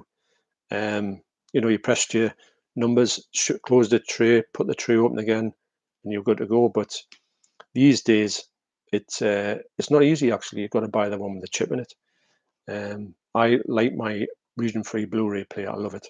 I would, if I had the cash, to get a 4K player with the region-free part of the Blu-ray in it, and then I would consolidate. I would move one of the players away, but it doesn't matter. It's one of the ones for it's one of the it's how would I say it? It's a necessity with, if you're collecting stuff. There's a lot of movies in here I would have to put to one side. I'd have to put probably a full couple of shelves that just wouldn't play on my 4K player, like the one that's region locked. So it's a great tool to have if you can get one. They're not that expensive anymore. Region free Blu-rays, but you also need to have your 4K as well. Magpie Movies, Paul. Hello, Paul. You all right? Just got home from Whitley, John. Well, just up the road then. That's where I am, Whitley Bay, actually, if anyone's wondering. So I should have popped over and joined in a live chat. You should have done it. Mind you, it's a small chair. You'd be sitting on the floor or a couple of pillows. But yeah, so obviously you've just been up probably to see Mum and Dad, I would imagine, because they live along the road, don't they? Yeah, no, imagine that. I'm dying to get. I've got my friend coming over, John Hall Goss 73, and he's going to be coming to live chat with me. We're going to be doing like he's going to be with us, probably downstairs, and he knows everything about movies. I've never known anybody who knows this stuff, and his collection is you couldn't begin to imagine his collection. Doesn't do videos, but he should do. But I saw Ships in the Night, Paul. Ships in the Night. Mark Fairfield said, what model do you have? So obviously he's maybe trying to get him a handset hack. The Trailer Project, there's a Blue Underground DVD, which is solid. There's a Blue Underground DVD, which is solid. Maybe they'll upgrade it. Or are you talking about Contraband? I hope so, because I would love to think that they could do it, because they could do it. They really do anything they've touched that they've got. Even ones like that. It doesn't look, it's not as great as the film, 16mm. But what they've done to that, they've made it next level. So you understand that when they put their thing into it, that they will you will get the best version of Maniac. I can't imagine Maniac being topped. So really excited to see that and to see how good it is compared to the Blu-ray. Although the Blu-ray did look quite good, actually. I always thought that film looked dark for some reason. Leon Books Films have just had some posts arrive. Driving Massacre. Driving Massacre is a brilliant film. Terror Train. That looks unreal. It's so clear. And I haven't seen that one yet, although I have seen it back in the day, but I haven't watched my particular version of Terror Train 88. Mystery Men, absolutely amazing movie. That me and my son used to watch that, constantly. And Heroes Shed No Tears. I think, is that like a kung fu film? I think, or is it? Yeah, I think it's more or less. I'm sure there's a cover of somebody who's dressed like a soldier carrying a kid. I think. I'm sure I've seen that in the shop. Leon says Mystery Men and Heroes Shed No Tears come with slips too. Yes. The Mystery Men. I've got Mystery Men there somewhere. I'm losing all these movies, and they're right next to us. Where is it? It's up there. I don't know. Losing my mind. But I've definitely got the slip. The slip's lovely on Mystery Men. So glad to pick that one up as well. And I'm sure I got in a sale. Luke says, well, it's been brilliant watching you, John, mate. I have to go now, mate. Have a brilliant day. Thanks very much, Luke. The same to you. Say hello to your dad from us, though you're actually looking at your dad, aren't you? So, yeah, you take care, mate, and watch what you're doing. Thanks for coming along. Appreciate that. Mark Fairfield, 4K movies are all region free. Yes, that's right. Well, most of them are. I think there's some talk that there's a few of them in the US were trying to get them to be region locked, but I'm sure that there was a bit of a rebellion against that. So I would like to think they wouldn't do that, because, to be honest, that's the best thing about 4K. You know that you get them from. I've got a few American imports because you can't get them over here, and they play absolutely brilliantly. All right, your Blu-ray doesn't play, but I'll just put in the 4K player if I want to check out the special features.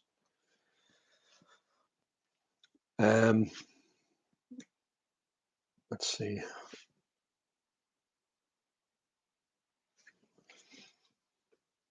So Yuha says, wait, it's a BD D5500. Hopefully you can get a handset hack for that. It would save you a lot of money anyway if you could. Usually got to put the hack in. I know the hack I've got. Well, I've got it region free, but if I wanted to play, there's my son coming in.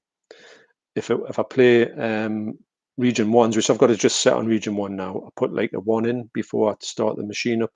If I want to do region 2, I put the 2 in. So it's quite easy actually. I don't know how it works that night, but I think it's a chip inside, especially when you've got it turned off. I don't know. Stacey Stevens Carl says, I give up, John. Still struggling to change whatever I've done. Are you planning to go to the cinema this year? And if so, what movie, Carl? Well, it's definitely going to be James Bond. Me and my wife were talking about that the other day. There's a few, we're going to talk about that. Is that a Jungle Cruise, I think? We're talking about that. But if you can't get your shifts together, we'll be off next week. So maybe we can do that next week. I think we're going to try and get to the cinema next week. So Jungle Cruise is still on there. We'll probably do Jungle Cruise because I do like The Rock. I think he's quite funny. Gary Page, hi John, just finished work. Hello Gary, are you all right? Got The Nun and the Devil Blu-ray. It's a really good film with a stunning transfer. Yes, I 100% agree with you on that one, everybody. There it is. Yeah, it is. It has got a good transfer. I was expecting this one with it being 1973. I was expecting this one to be a little bit. And to be honest, for most of the movie, by the start of the movie, I thought to myself, why is it an 18? Because it didn't seem to have anything 18 into it. But as the further it gets on, you know what I'm talking about. It did get a bit wow. So yeah, I do agree with that, Gary. That's I'm so glad I got that one, because I did think that was going to go out of print dead quick, although it's still available. Yuha says many 4K film boxes have Blu-ray in area code A. Yeah, the Blu-rays can be like that. I don't know if actually the good thing about these ones is that the 4Ks on the Blue Underground are region free. doesn't say region free on here, but it's oh, hang on. I don't know if it says it on the back there. I can't see. Far too small is writing, but they are region free. So that's amazing. Usually Blue Underground are region free, which is a great thing to have.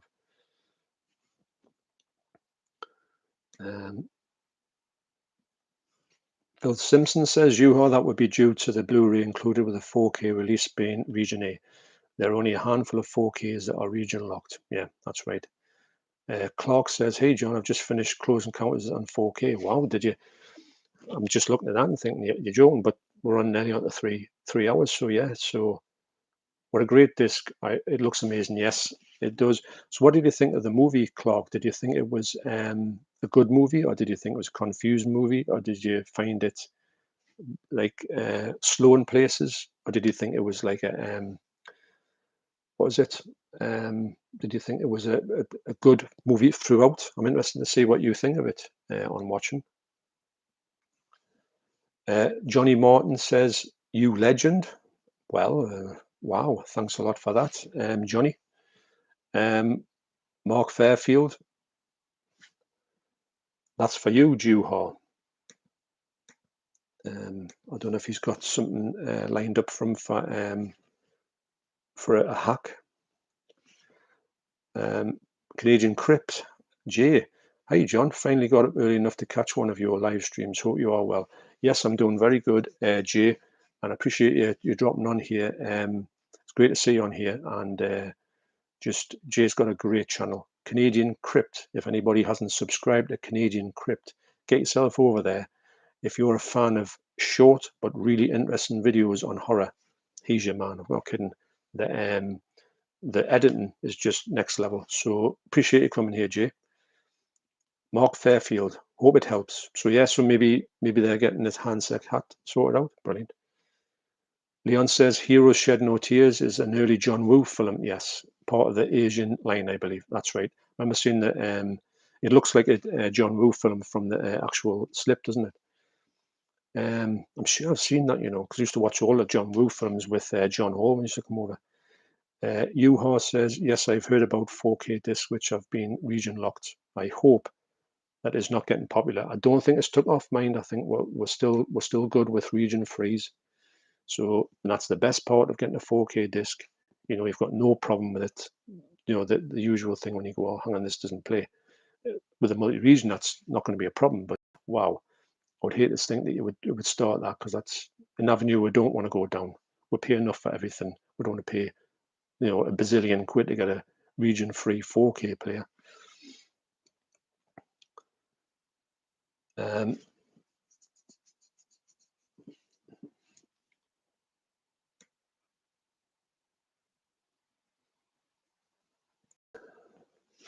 Clark says, "Hello, Leon. Hope you are well." Leon says, "Hi, Clark." Ian Smith said, What are they starting to region lock 4K?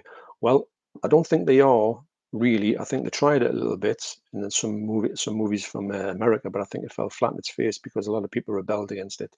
So I'd like to think they don't, but I know it's a thing that has happened, but to a very few, maybe 2 or 3 movies, and it's something it's an area that we don't want to go to, Ian. I'll tell you that much.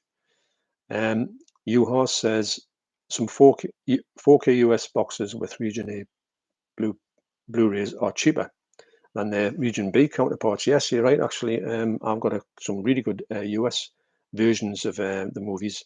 There's one. I think it's what's it called? Although you can't get in the UK, is Ex Machina. That was dirt cheap over in the US, and I know it's not over here, but it just shows you that you can get some really good deals over in America. Leon says, "Also, John, if you're collecting all of the slip releases from 88 films, I ordered this one from HMV, 2 for £15 online, and it came with a slip and booklet, knowing how much you like the Jackie Chan." Yes, I do, and the slipcases on Jackie Chan ones, I've got down there, just kind of get enough of them. Now I'm looking for them all the time when I go out, especially in CEX. Usually have quite a good ones, but didn't see any the other day when I was in there yesterday. But yeah, I'm dying to get HMV actually. Look for the 2 for £15 ones in the shop, because I know I was in there the other day. But what did I pick up? I picked up something, but it wasn't that.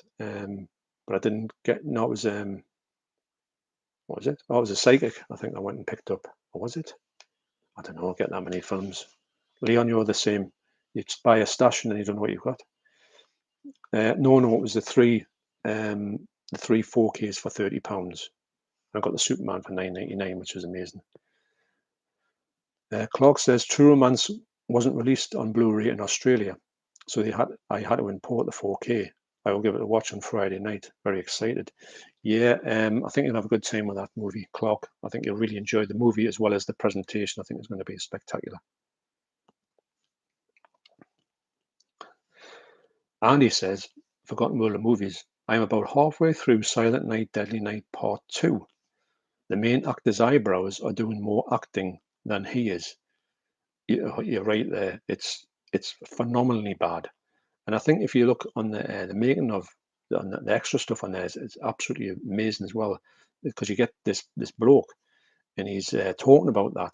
And also the director's talking about how bad the film is. He's actually admitting, he says this film is awful. So you've got to see the makings of as well. So yes, his eyebrow acting is really, it's like Roger Moore level, isn't it? So Leon says,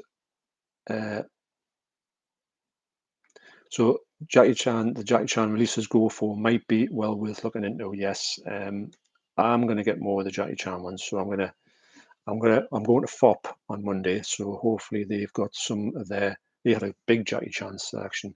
So I think with it be 2 for £15, that could be a nice little thing to do, like some spendthrift in there.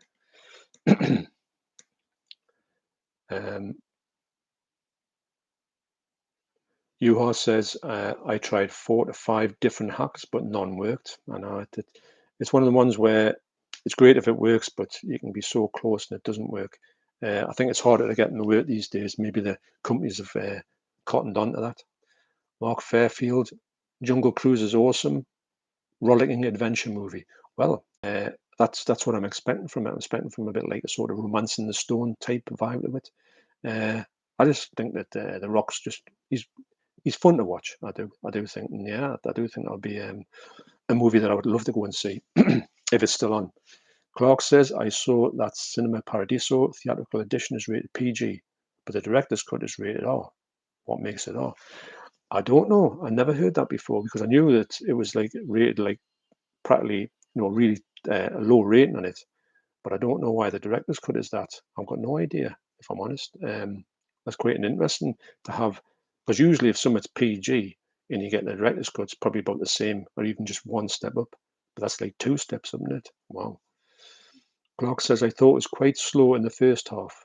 I'm a bit confused about the ending, but I can always watch the special features for more information. Yeah, I think that as well. I think the movie has got some great set pieces in it. I think when the car turns upside down, or not the car, well, that the van, when they park it and all the stuff comes off and goes and flies around the cockpit, because the sort of magnetic force of the aliens flying above them.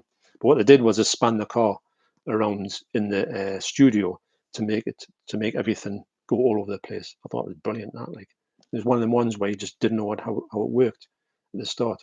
But it's got big parts of it that just nothing happens in it. But it is a confusing movie actually, and it's one of the movies that I don't think when you're younger, it's not one that kind of jumps out at you to say, oh yes, it's this, it's this, it's that. It's not very linear, I find.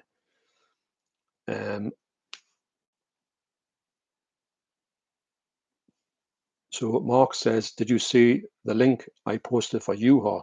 I didn't actually, because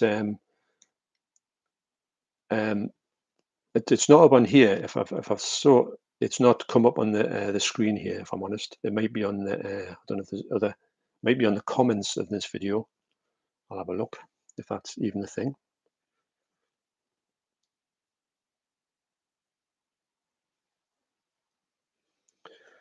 You get that many things from Sky News saying, not that I'm interested in Sky News at all.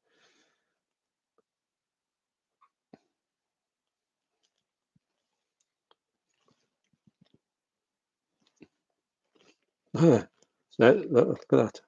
That's live. I don't know if anyone's ever done that before. Hooray! So let's have a look on the actual comments.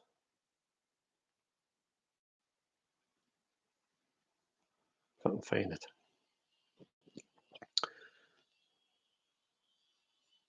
No, I can't see can't see anything on here. Actually, if I'm honest, there's nothing on there that I can see that's like a link. Juha says, what link? Canadian Crypt Jay says, are you planning on seeing the new Candyman film? No, I've talked about that quite a few times actually. I will see it, but probably on Sky Movies. I do, and I'm not a big fan of Candyman, the first one, but I do need to rewatch it. And the second one, my wife won't go and see it with us, so I'm definitely going to have to watch it like at a later date. But it's not one that I'm really excited to see myself because I didn't really like the first one, if you know what I mean, way back in the day. So you says, what link, Mark? Clark says, anyway, it's getting here late here in Australia. I might watch a couple of episodes of the regular show, then go to bed. Thank you so much for streaming. I will ask my parents ASAP about the giveaway. Yes, please do. And if you can't, that's no problem. It's just I understand completely if your mum and dad don't want to give their dresses away. That's no problem. You says, oh, if you do get it, let's hope it doesn't take 6 weeks to get here. A bit like True Romance. Wow. Juha says, sorry, Mark, I have not seen any. Ian says, Indicator is a fantastic boutique label. Their Hammer and Noir sets are fantastic. Yeah, they are. Very expensive. I would definitely like to have got them, but I'm too late to the party on that one. And it's going to cost us a fortune if I went to come and get them later now. So I've missed the boat on that one. But they are bringing some ones out separately, which I will get because I do rate their releases highly. The transfers they do them are just always fantastic. The Trailer Project, a big Jan fan. 88 Films did a great job with Miracles, which is actually a remake of Frank Capra's Lady for a Day. There's a 3-hour cut out there. Wow, I didn't realize that. Rumour is Chan shed a tear on its theatrical release. No, I never knew that at all. I seen Miracles, but a long time ago. I knew there wasn't that much fighting in Miracles, but I know it's more of a sort of movie than an action movie. UR says, if I could get any help to hack my old Samsung to play any Blu-rays and DVDs, that would be very nice. Mark says, I posted the link again above. Mark, UR says, Mark, is it in this page? I do not see it. Hopefully you can get that hack to work, because there's nothing worse when you know there's probably something out there, but you can't physically get your hands on it, which is frustrating, if I'm honest.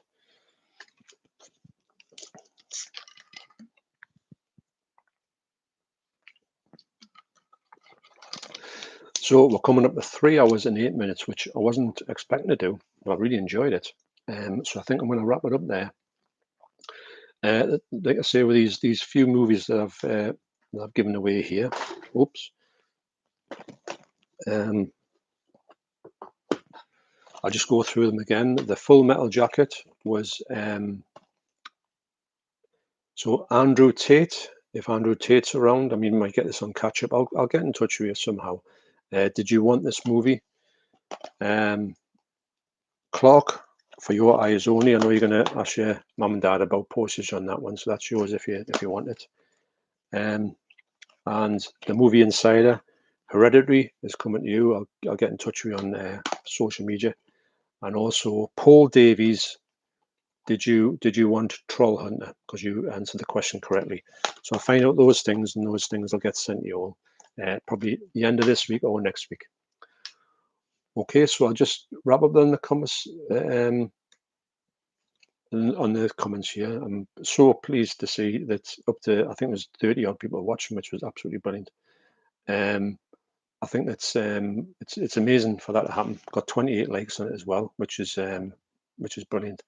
And appreciate anybody who's coming across. Appreciate anyone who's subscribed, because my subscriber list is just absolutely amazing. The fact all of them subscribers on there, and so pleased about the way that this channel is going.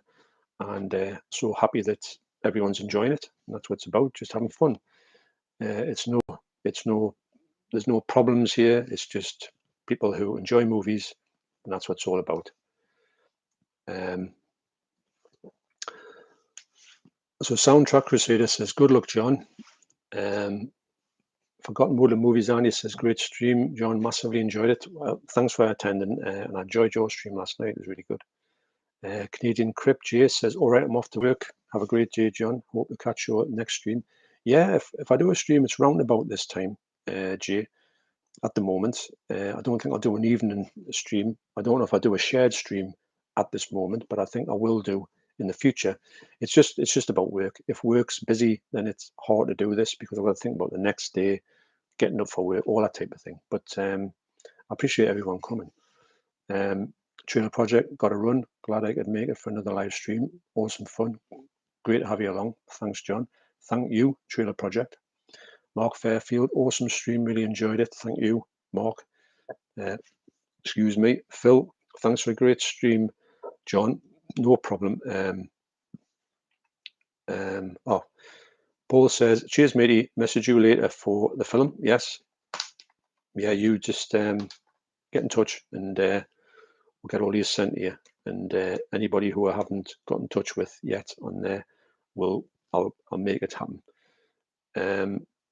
Yuha says, thanks, John, and Mark trying to help, and all of this too. Hopefully, Yuha, you'll find that out. I would try that as most as you can to try and get your handset hack, and then you can go and say maybe upgrade, but try the hacks first because it's just a couple of buttons.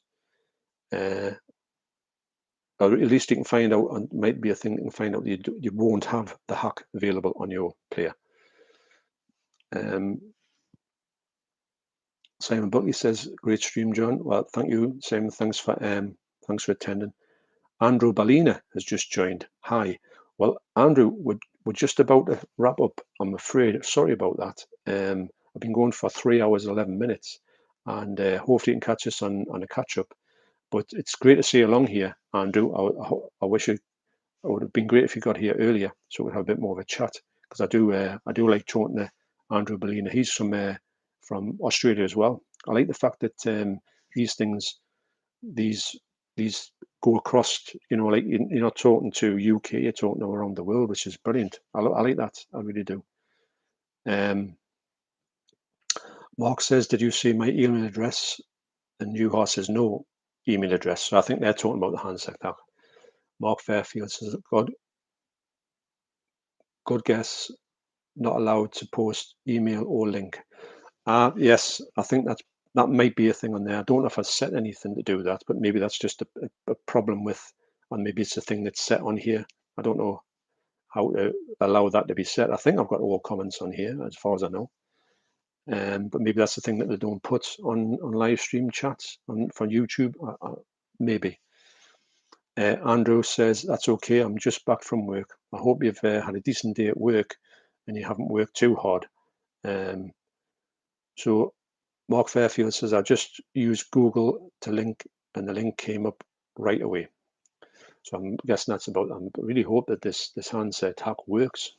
So, okay, thanks everybody for popping along. And I don't know when the next live stream will be. It'll probably be around about the same time. It's just, like I say, it's just around about work.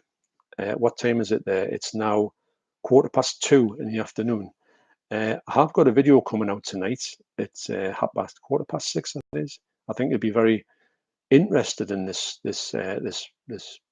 one that's coming out. I know I had a great fun putting it together. And actually, when somebody says what videos are you quite like, what's it called, that you like on your channel? I remember when I was cutting this video, I thought, this is all right. Actually, I quite enjoyed watching it back.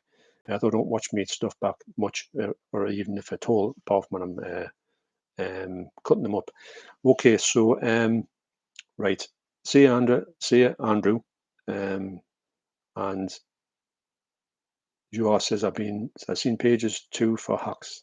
Their help did not work for my player. Yeah, I used to look at the hacks online, pages and pages, and sometimes you can go through. The first one will work, or the 27th will work.